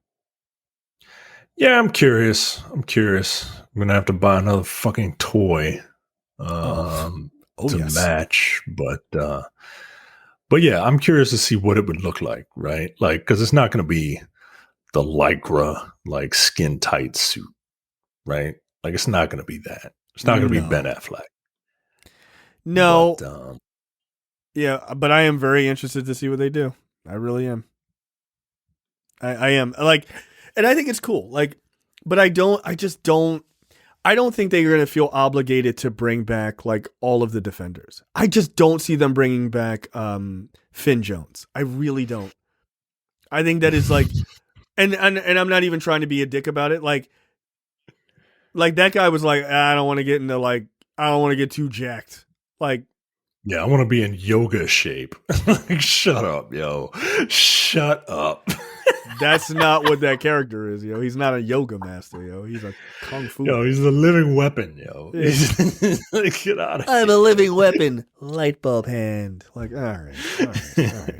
Downward dog. Like, all right. The warrior. Like, all right, have you seen Child's Pose? Like, all right. This is very lame, Finn. This is very lame. So, yeah, I don't think they are going to feel obligated to bring him back, because I just don't think the fan base is not there for him.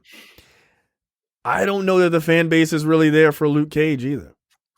Not really. I think they would be. You think so, for Mike Coulter? Yeah, black people want to see themselves in stuff like this. No. I'm not saying. Let me rephrase that. I'm saying to bring back Mike Coulter as Luke Cage, not to bring in Luke Cage. I think you are seeing you're too close, right? You're a little too close to it. I think if you brought back Mike Coulter, I'm not talking about the people that are listening to this show. I'm talking about the people that watch Marvel movies. Right. Average. Like like I'm talking about my wife, right? She'd be glad to see, oh, he's back. Oh, Milk Dudhead. Like, got it. Right. Like, because she knows him from other things. Right. Yeah, when he's a piece of shit in that other movie, Girls Trip. Yeah. Apparently he's a piece of shit in something else that he plays a gangster in something else that she watches. And I'm just like, get out of here. Yeah. No, he doesn't. I know it's not fair to him, yo, and I think that guy's like a smart guy, and he's like a pretty decent actor. Yo, he's not niggerish enough for Luke Cage. He's not, yo. He's not. Oh, dab. Like, please stop. Please just don't do that. Don't ever do that. I think if he came back, you would be, people would get excited. And here's my proof, right? Everybody likes to pretend that they hate those Tobey Maguire and Andrew Garfield movies. Everybody's excited to see them. Yeah. Yeah, I mean, look, I'm not gonna say that's not exactly the most fair 1-to-1. But I hear you. Like I hear you. I don't think those Luke Cage. All right, Andrew Garfield. Nobody likes those. Dude. Like on Twitter, like people are like, he's the best Spider-Man ever. I was like, relax. That second movie was not good. I mean, I did like him as Spider-Man. I did too, but that second movie was not good. That pacing was the second movie is not good. And the first movie is it's fine. Those movies are sloppy. Those movies are sloppy, but they were. But I do enjoy them. And I think, and look, the overall package of Luke Cage, I enjoyed. Yeah, I would not disagree with that. I'm very interested to see what they do. I'm curious. So I like, especially because like. Did you think they'll bring back Finn Jones? You think they're gonna bring back Finn Jones? I think they have a martial artist and they don't want another one. That's what I think. Oh, damn! I think they have a martial artist. I think they had that can actually fight. That actually looks good with his shirt off, and who has trained Spider-Man. Yeah, but he don't live in New York. Yeah, but that don't matter. Oh, he's just gonna move? I mean, no, he's gonna stay over there in San Francisco where he belongs and with his people, because there's a lot of them over there. It's true. And you don't need a martial artist in New York. You got the fucking Wu-Tang Clan. They can take care of it. I would not be surprised if that's the move. They're just like, we have enough of those guys. It's fine.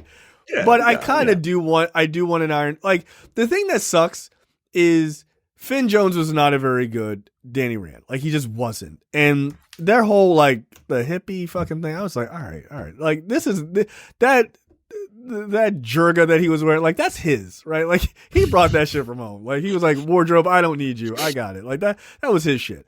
And I wasn't a fan of that, but I liked Colleen Wing. Like, she was good, right? Like, I wish like you could bring her back, just recast Finn Jones. But maybe Finn Jones is like, yo, I don't want to do it, which is cool. That'd be great.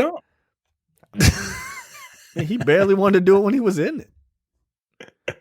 He was like learning. Like, I ain't trying to get jacked, guys. I'm not trying to get jacked. Okay. I don't think a martial artist should get jacked. Like, nah, yo, that's definitely Michael Jai White called. Yeah, too big. That guy's too big. Right.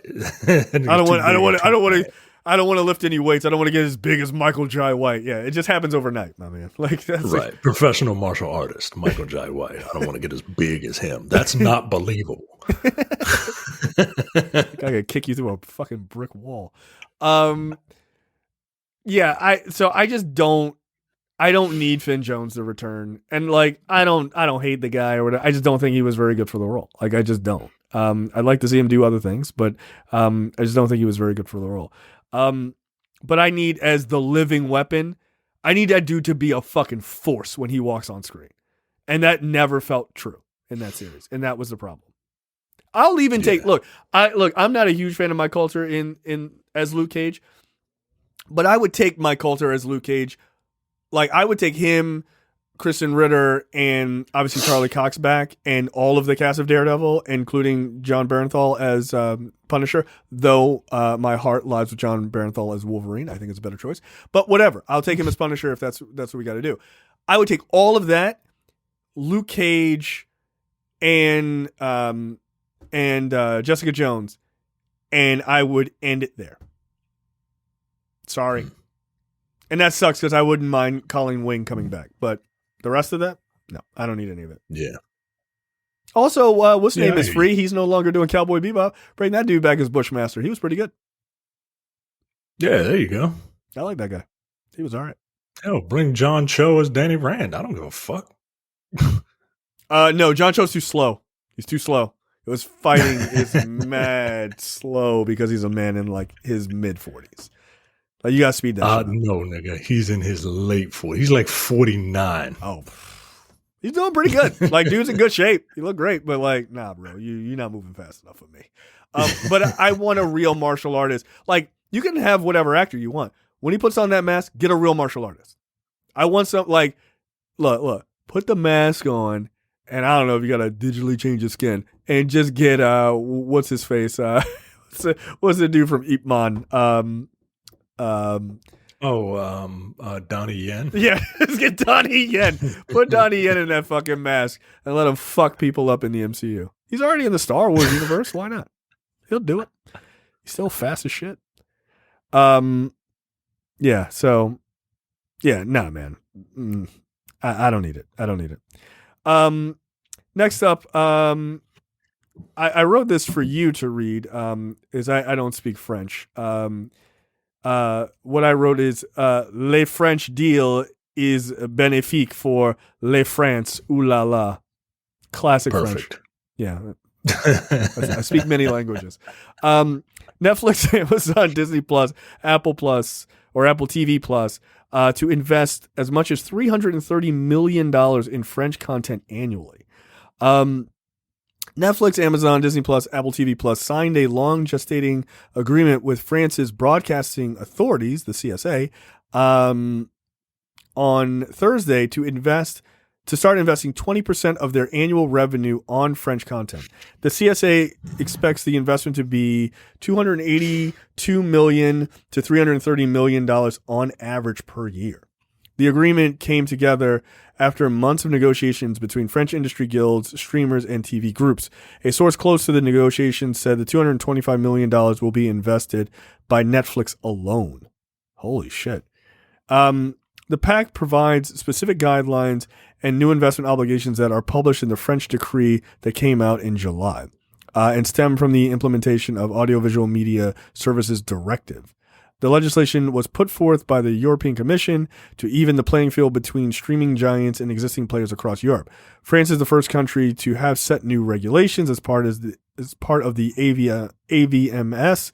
Other countries within the EU are expected to follow course. Look, I think that's dope. I mean, obviously Netflix had a fucking great response to Lupin. So yeah, I'm cool with that. Like, I think there's some really cool stories that you could do there, and like why not? Like, let's diversify shit. Like, I think that's one of the things about Netflix that a lot of people don't take enough time to check out, which is their foreign things. Like they just look at the American things, but there's a lot of really great foreign projects on there too. I mean, Money Heist is one of their biggest shows, actually. Yeah, it's you can open up a whole new world if you just like give yourself a second to like try something that's not in your native language, because like right. a lot of it is like the same stuff, but there's different takes on things. And I love French stuff. Like French stuff is like, because there's something about them, like especially when they do like horror and thrillers. It's fucked up. Like this shit is fucking raw. Yeah. Like they don't give a fuck about your feelings. You know what I mean? No, they do not. Like, was it High Tension? Like, yeah, I love that movie. Man. Yeah, that's a great Jesus movie, dude. Christ. It's fucked up. It's super. You know what else is a great movie that's fucked up? Irreversible. Like that movie has that movie is legit uncomfortable. Like it's got a rape scene in it that lasts for 10 minutes. Oof. Like, and then like the woman beats the dude over head with a fire extinguisher, and like it's a fucking uncomfortable movie, but it's good, man. Yikes. And so yeah, I like French stuff. I like French like horror and like serious stuff. I like English stuff that's like funny. Oh yeah. Like because the English have just like this weird sense of humor that I really like. Yeah, man. Yeah, I'm cool. Good on France. And I like where me and my wife are gonna live when we retire. Cool. We'll come visit you. We won't be in the United States either. Fuck no. Get out of here. Might not even make it to retirement. This country's a mess. Going to Bali, you. I'm out. Yeah. Look, I think this is a pretty cool idea. I think it's a really helpful thing to the French economy too, right? Like, I mean, which is why they decree these things. Like, if you're gonna come over here and make a bunch of shit, like filming shit in front of the Eiffel Tower, fuck you. You can give us some money and put our people and our stories up there. So that's great. I think that's Look, I think diversifying and making things like Netflix and all of the streaming services like a real haven for just like global television, I think that bodes well for everybody, right? And it also breeds competition across the United States too, right? Because it's like, oh shit, we gotta compete against Lupin. Like, okay, well let's come up with our own spy story, right? Like, yeah, it can start to like build like friendly competition, and for the consumer, you just get more great diverse content. Like, I think that's wonderful. The problem is that the American answer to that competition is let's make that but American. Yeah, that's not the right answer. It's not necessarily the right answer. Sometimes it can work. That's true. Sometimes it can work, but you have to, again, you gotta localize it. You can't just be like, you can't just like pull it over and then just be like, all right, now here it is, but in English. Right. You know what I mean? We're going to do Octopus Game. It's coming to NBC anytime now. Right. Look, you get in the Squid Game. You get in the Squid Game, American Squid Game. There's a YouTuber who is just this independently wealthy dude with nothing else to do but like give his money away. And apparently he has meticulously created the games that were in Squid Game and then has like actual human beings, like not actors, come in and play those games for his amusement. No, I don't trust that guy. No, that guy's a murderer. Nope. Nah, fuck that. And it's like, one, you fucking missed the entire point of Squid Game, independently wealthy man making poor people who need money play a game for your fucking amusement. And or he didn't miss the point. He's just a different character. He got a different point. He's the old man. He's just like, let me see what happens. Like, that's fucked up. But like, again, like, you didn't make it your own. You stole it. Yeah. Right? Like, just don't steal it. America's like, that's what we do. You stole the land. You stole people. Like, I would take your TV show. You lucky that's the least we could do. We could come over there. Don't make us come over there. Yeah, stealing's kind of our thing. And just taking credit like you came up with it, which is just more offensive. You made this? You made this? I made this. I made this. You made this for me? I made this. I love that. I love that little meme. Last but certainly not least, NBC Universal's new theatrical window scheme to bring films to Peacock after as few as 45 days of release. Starting with the studio's 2022 slate, titles will appear on Peacock as soon as 45 days after their theatrical or PVOD, paid video on demand, releases. The announcement of the plan did not indicate plans for more day-and-date releases on Peacock like this year's Halloween Kills, though fresh theatrical fare does move the needle in streaming. Peacock was launched for the same blah, blah, blah, blah, blah. Okay. It would require me to care about NBC Universal movies. And the only one I care about are Fast and Furious. And, even then, I don't really care about them. Like, I want to see that in theater. Spectacle.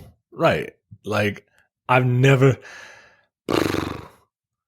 think I've seen anything beyond the fourth Fast and Furious movie.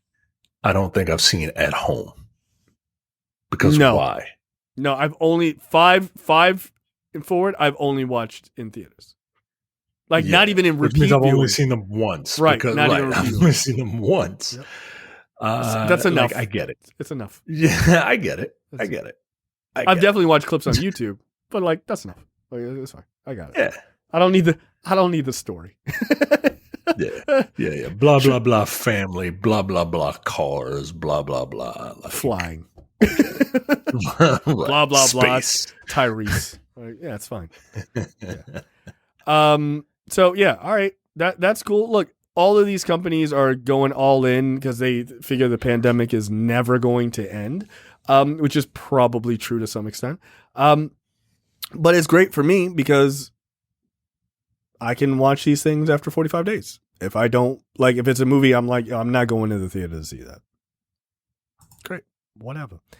All right, let's move into What the Fuck, brought to you by JTD real quick, please. This headline is disturbing. Man eaten by piranhas after jumping into lake to escape bees. All right, yeah, that's pretty funny. Like, come on, that's hilarious. Yeah, come on, man. That's fucked up. Don't do that to that man. The man was escaping with two friends the man was fishing with two friends on a farm in the municipality of wherever this place is on Sunday when this happened last month, when he jumped into a lake to escape a swarm of bees. The fire department told the local newspaper. His frantic friends also followed him into the water. While his friends were able to swim back to shore, the 30-year-old man drowned, and piranhas quickly began feasting on his body. Firefighters said that they found the man's body about 4 meters from the shore. They told the publication that the man's face and other parts of his body had been torn apart by the razor-toothed carnivorous fish. And then they tell you about piranha. Brazil. All right, that also makes sense. Yeah, stay in Rio. Brazil. Like, don't go off. Jesus Christ, man! What a fucking that's a hell of a way to die. Yeah, it's sad, man. Like it's sad. I mean, of course, it's sad because like this dude died, right? But like, it's pathetic, is what I'm saying. Right? Like it's sad that he's known as dying that way. Yeah, like. Wow. And then they show a picture of a piranha. This is just like sometimes, I'm a religious person. I not even religious. I think there's a God somewhere, right? Right. And over the rainbow. Boy, what the fuck was he thinking when he created piranha? Yeah, he was thinking the same thing Venom was thinking. Fuck that guy. That's what he was thinking. Like, fuck that guy.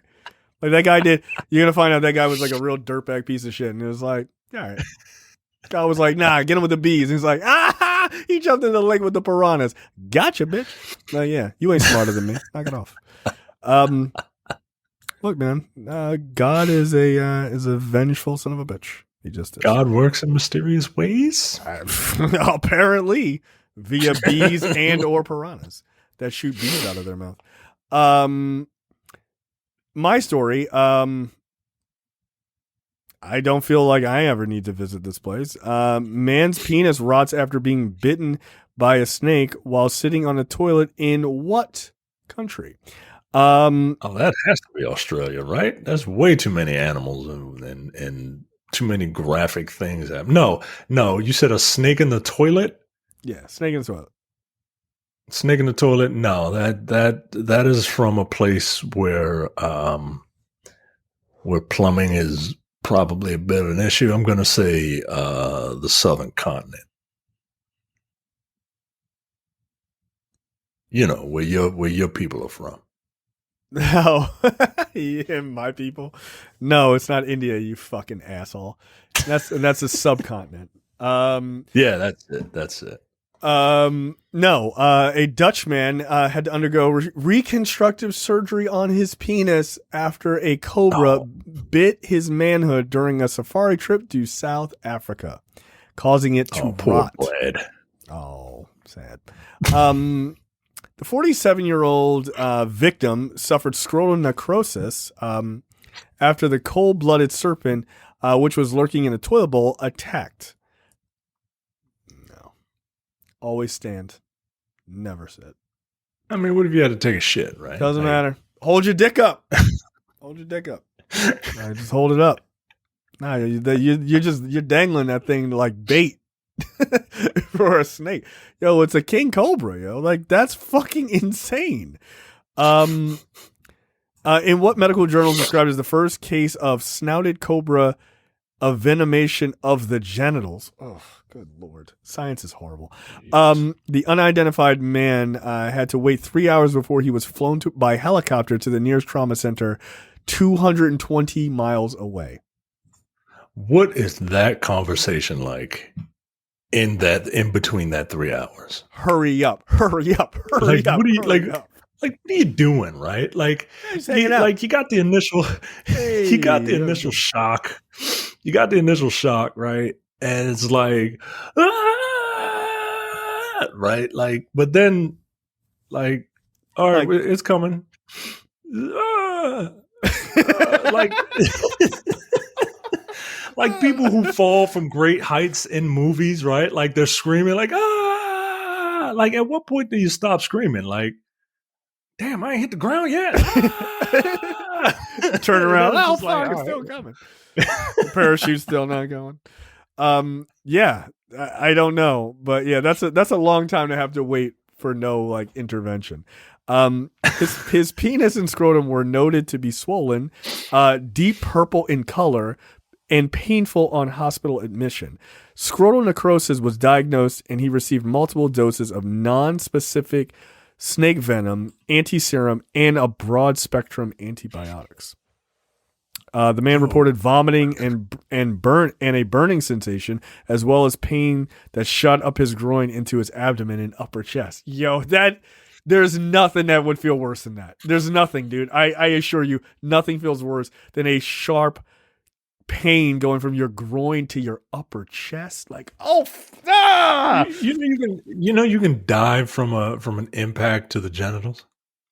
Like, if it's hard enough. I mean, I feel like you at least want to die at some point. If it's hard enough, and there's so much pain, like, your brain can just shut down. Like, you could die from that shit. That's not laughing at that happening is when that's horrible, but like your brain just shut down. Like, yo, but too much ball pain. Like, I'm out. You're just like, I can't. Your brain is just like, I can't. Yeah, I'm done. There's nothing I can do about it. Yo. It's nothing. This is too much for me. It's too much for me. You got it, big dog. You got it. Like, I'm out. No, that's fucked up. It was called scrotal necrosis, yo. Necrosis, as in necro, as in dead. Yes, that is like correct. Dead balls. You got the dead balls. There is no necromancy for this. Jesus Christ. Yeah. Oh man, poor son of a bitch. Yeah, that's the plastic surgeon later performed a penile shaft debridement with extensive resection of dead tissue extended into the corpus spongiosum to the fold of the I don't know. I don't want to keep ruining these words because I'm dumb. But yeah. So there you go. That guy's penis got bitten by a snake. So, keep your head up. Like, literally hold it up. Just being a dick. Like that guy. All right, let's get into trailers this week. First up, Operation Fortune, which I think looks pretty fun. This is a new Guy Ritchie film starring Jason Statham and Aubrey Plaza and Hugh Grant and what's the I forget the guy who's playing the actor. I forget his name. Josh Hartnett. This looks so much better than the last Guy Ritchie movie that Jason Statham did with him, which was, I forget what it was called, where he was like the driving like the bank truck, which just didn't feel like a Guy Ritchie movie. This one has more style.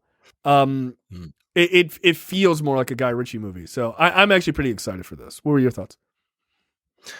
Look, it's a Guy Ritchie movie starring Jason Statham. I'll watch it, right? Like, it looks interesting. I don't know if I would rush out in the theater to see it, though. Like, I thought this was a Netflix movie when I first saw the trailer. Oh, really? Yeah, because it kind of feels like that. But no, I'm into this. I like everyone in it. I got a little crush on Aubrey Plaza. I kind of think she's cute, and I dig her like deadpan delivery, and She's her such a like weirdo. I don't give a fuck attitude. Like, yeah, I really dig that. This movie, look, what you're seeing in this trailer is exactly what this movie is going to be, right? Oh yeah, And I know that ain't might no sound secrets in this. stupid, right? Like, ain't no twists, ain't no like the whole goddamn movie is pretty much in the trailer. Yeah, pretty much. So yeah, I would see it, but I'm not. This ain't a priority. This ain't me risking COVID. This ain't me risking Omicron to go see it. But yeah, like my thing is, I really love The Gentleman. Like I thought The Gentleman was so much fun. If there's a press only screening for this, I'll see it. I'll see it because it is like 7 people, and then I don't have to sit near people. That's awesome. yeah. But yeah, I'm not rushing. I'm certainly not rushing out to theaters to see this, but I would watch the fuck out of this at home. I'll be honest. So Yeah. if this hits streaming like in 45 days or whatever, I'll watch the hell out of it. But it looks pretty fun. It looks pretty fun. So yeah, I like a good Guy Ritchie movie, man. I do, and I'm always really excited when he does something just in his wheelhouse. Like I don't need him to do something wildly different, but Yeah, I don't need him to do King Arthur or anything like that, Right, I really don't. All right, next up is the trailer for Sonic 2, which I'm very excited about. Look, this looks fucking fun, man. Like, it looks fun. I just started watching the first one the other day. I've only watched like maybe the first half hour of it. But I was having a good time. Like, it's a fun kids movie. If you haven't watched the first one yet, it's on Hulu, if you have Hulu. This looks like a blast. It looks like a fun kids movie, and even more, sort of Sonic superhero heroics, which I'm totally cool with. I can't believe I really want to see this. Like, I haven't seen the first movie. But everyone who has seen it has said it's really good. Look, growing up, I wasn't a Sonic person. I kind of resented Sonic because I wanted a Genesis, and I couldn't get one because I already had a Nintendo. Which is probably why I get every system now as an adult, because I was forbade to do it when I was a child. Because your parents only had so much money. Right. They had enough to get me a fucking Genesis, though. They just didn't. Yeah, fuck them. What a bunch of assholes. So I had an irrational hatred for Sonic. But like, I would always go over to my friend Brian's house, who had a Genesis, and I would always want to play Sonic, right? Because it was the '90s. He was a mascot character with attitude, right? Yeah. Like everybody loves Sonic except for Brad. Brad utterly hates Sonic. Yeah, he's like, it's the worst platformer ever. So I kind of want to see this, and the fact that Knuckles is in this, come on, is amazing, and the fact that Knuckles is black just is. I mean, it works. It's all my childhood. It's all my childhood theories come true. Yeah, right. Like he's tough. He wants to fight. He's got dreads. Of course, that nigga's black. Of course, that nigga's black. Right? Like, I love that Idris Elba's playing him. Yo, that's so good. I've never seen an echidna before. I didn't even know what the fuck an echidna was. I don't know if they are echidnas fast. I don't know. Do they punch people? Are they red? I don't know. I got all the information in the world at the tips of my fingers. I don't care to find out. As far as I'm concerned, an echidna looks like that and sounds like that. Yep. Knuckles is fucking black, nigga. Yo, he had to be. So yeah, I love it. I'm sure there will be at some point there will be a team up between Tails and Sonic and Knuckles to take on Robotnik. Oh, yeah. That's what happened in the game. Like Dr. Eggman, they didn't call him Eggman when he first came out because I guess that sounded too globalisty. But so they called him Robotnik. But Dr. Eggman tricks Knuckles in the games. And they come to a consensus like, yo, I'm an animal. You're an animal. This guy's fucking kidnapping animals and turning them into robots for some fucking reason. You should be working with us. And and they decide, you know what? Let's do it.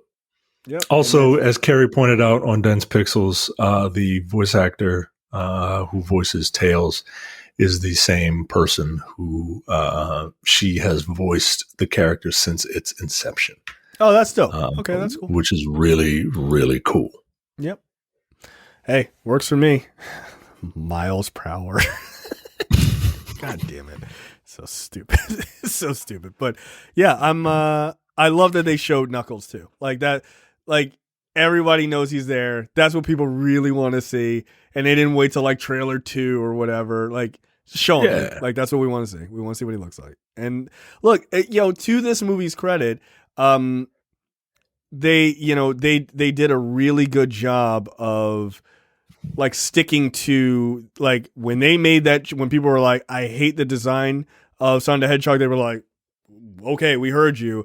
And they changed it. And they seemed to like that was the only thing people really hated. Like, because people seem to really like the first movie, like a lot. Yeah. That's how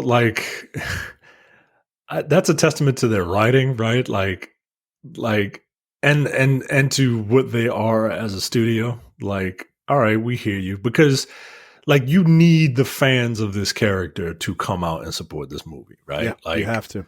People who don't know anything about Sonic the Hedgehog aren't going to bring their kids to it, right? Because young kids nowadays don't know who the fuck Sonic the Hedgehog is, right? You need our generation. Right, you need our generation to bring their kids out, and if you don't do that, this movie doesn't get a sequel. Oh hell no! So yeah, they were smart to be like, you know what? We hear you. We digitally went in, changed him, and when people saw that, they were like, "That's good. That works. That's really that works for me." And then everything else was clearly good enough. So yeah, because I don't think they did any major rewrites to the script. Like it was just the look. So, and the look is, it's too iconic, man. You can't change. You can't change it. Yeah. And there is a reference, incidentally. There's a reference to Super Mario Brothers, very early in the first movie. Like he's like looking at different portals he could go to, and he's like, I could go to this world that's just full of mushrooms everywhere, smelly mushrooms everywhere. And I feel like if the Mario Brothers movie is successful, which I don't see how it couldn't be, and if it's good, I could see them doing a crossover between these guys. Like I could totally see it, and that'd be kind of dope. Like Sega and Nintendo, all the the rivalry they have for so long, for them to finally come together on the big screen would be kind of dope. Like I could see it. Yeah, yeah, and then I'm reminded that Chris Pratt is voicing Mario. All right, let's move right on. God damn it. Hey, look at me. I'm Micah. I have to ruin everything. Yeah, so, it is what it is.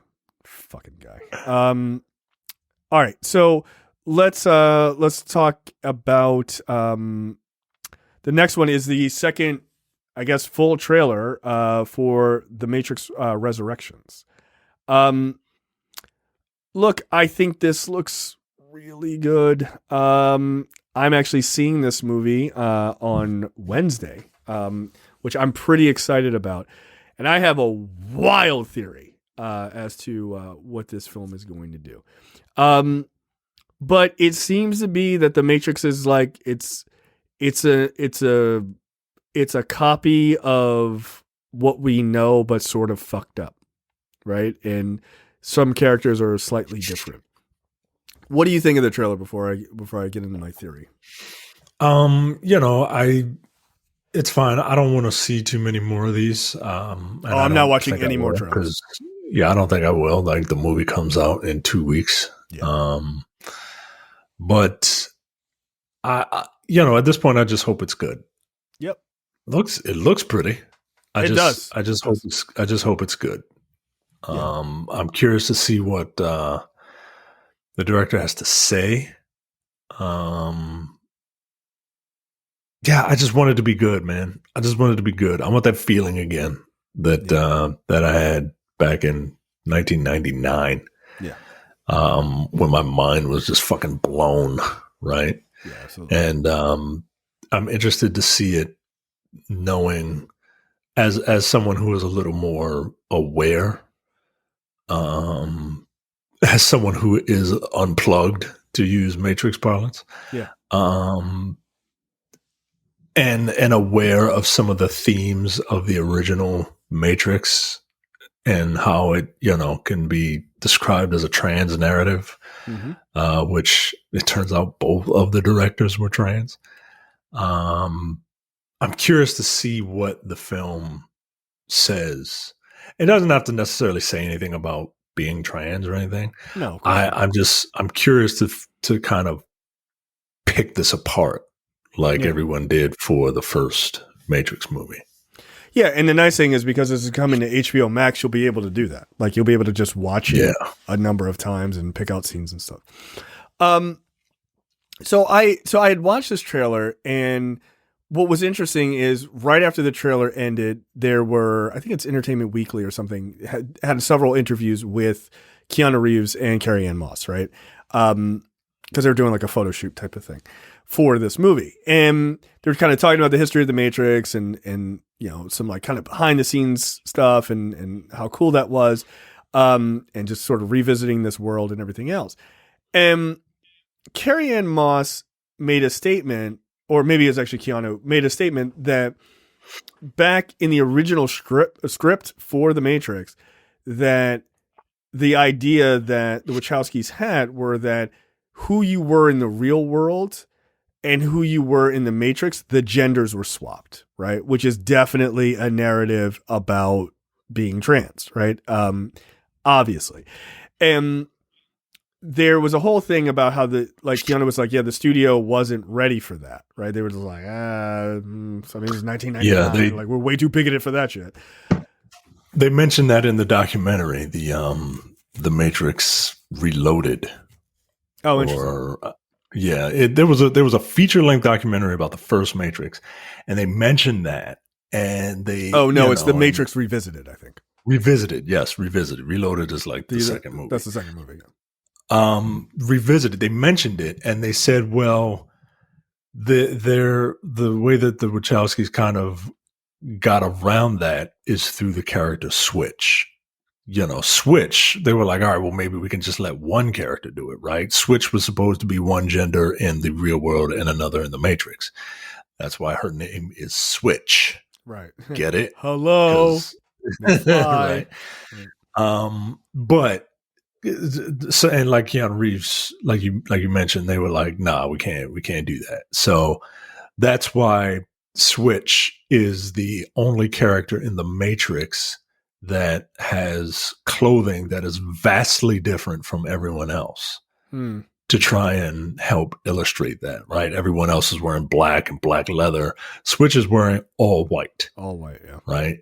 And in the real world, Switch is dressed like everyone else, but that was their kind of, and Switch kind of looks androgynous. Right. You know what I mean? Like, that was their way of trying to do what they weren't allowed to do. Right. So here's my theory, that when you watch that interview with them, Carrie-Anne Moss she kind of throws a little bit of a look to Keanu when they're talking about the gender switching. Here's my speculation, that not only is there a narrative in this film about how the Matrix that we know is presented in this quote unquote, like, the reality of, like, the reality level that we're seeing where they're in the Matrix and everything else. let's call that like Matrix 5 or whatever, right? That in that reality, Thomas Anderson dreamed up the Matrix and he made it into a film, right? Because there's a lot of like showing parts of the original movie like on screens inside, right? Like, why would that exist? Like, that's weird, right? And so I think that's why you're seeing like, that's why things are a little odd. It explains why Morpheus looks different, right? Because to them, the Matrix is like a made up thing. But as time goes on, Thomas Anderson realizes that he wasn't just dreaming, that in fact that stuff really did happen, and like that part of the Matrix is real, right? He just got replugged in at the source or whatever in the last movie. And they made him think that this is that this is like reality again, right? So he's waking up slowly but surely. But because like there's a scene right here that as we're talking, where you see him walk off of a building and there's all these people screaming like, no, don't do it. I think that's like a Hollywood event, right? And he's like this great writer that everyone loves. And so he does it because he's like fully waking up and they're like, oh my God, you're going to kill yourself. But my big thing is, I think they're going to do the gender swap.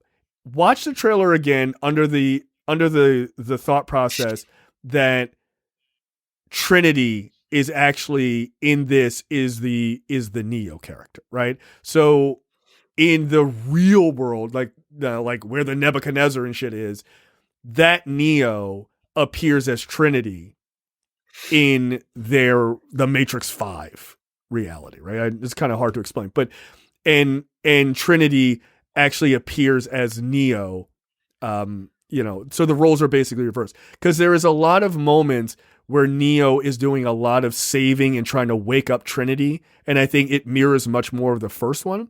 So I think maybe the idea is that like Neo has powers, just like Trinity had powers, and is able to manipulate the Matrix because he's like waking up, but it's actually that Trinity is actually the chosen one this time in this new version. So that's just my guess. Yeah, we'll see. It's a wild speculation, granted, but I think it would be an interesting twist. And I think now in 2021, we are ready for that twist. And it's kind of a fun one. But having the dude from Mindhunters be the new Agent Smith is kind of fun. Oh, I didn't know who that was. Yeah. He was also King George from Hamilton. But the one last thing, I think you get Lawrence Fishburne in this movie. Yep. I think they are keeping that shit super tight to the vest. Yep. And I wouldn't be surprised if you get Hugo Weaving too. I wouldn't be surprised. In like something that's not a flashback to not a flashback. No, not a flashback. Like I don't know if you'll get Hugo Weaving. I'm almost positive you'll get a Lawrence Fishburne though. Like I could see some sort of projection of like the Morpheus that you see isn't the real, like it's not the Morpheus like in the real world. That's just a projection that he has in, right? Because that's what he said. Like this is the visual representation of your character, right? Your avatar. Well, if this is a new Matrix, why couldn't Morpheus look slightly different? Yeah, makes sense. Also, Lawrence Fishburne is not in the shape that he used to be, so he can't be having kung fu scenes. Like that's, like, can you do it? He'd be like, nah. You seen the John Wick movies? I can't do it. Like, I can't. Yeah. I'm built like a hobo that has pigeons. Right? No, I'm not built for this kung fu bullshit anymore. Knock it off. But yeah, I'm looking forward to this. I really am, and I'm hoping that it's smart. I'm hoping it's super smart because it looks great. But I'm hoping it's super smart. And really hits the beats. Like this trailer for me, like hit the beats that it needed to. Especially like when she's like, what makes noise like that, war, and then the music kicks in and shit like that. That just it felt like you're back in that universe again. I was like, all right, yeah, dope ass music, like a lot of gunplay. It's gonna be fun. So yeah, I'm here for it, man. I'll see it next Wednesday. I won't spoil anything. Yeah, don't even do my review. Don't even give me your like thumbs up, thumbs down. Don't even give me that.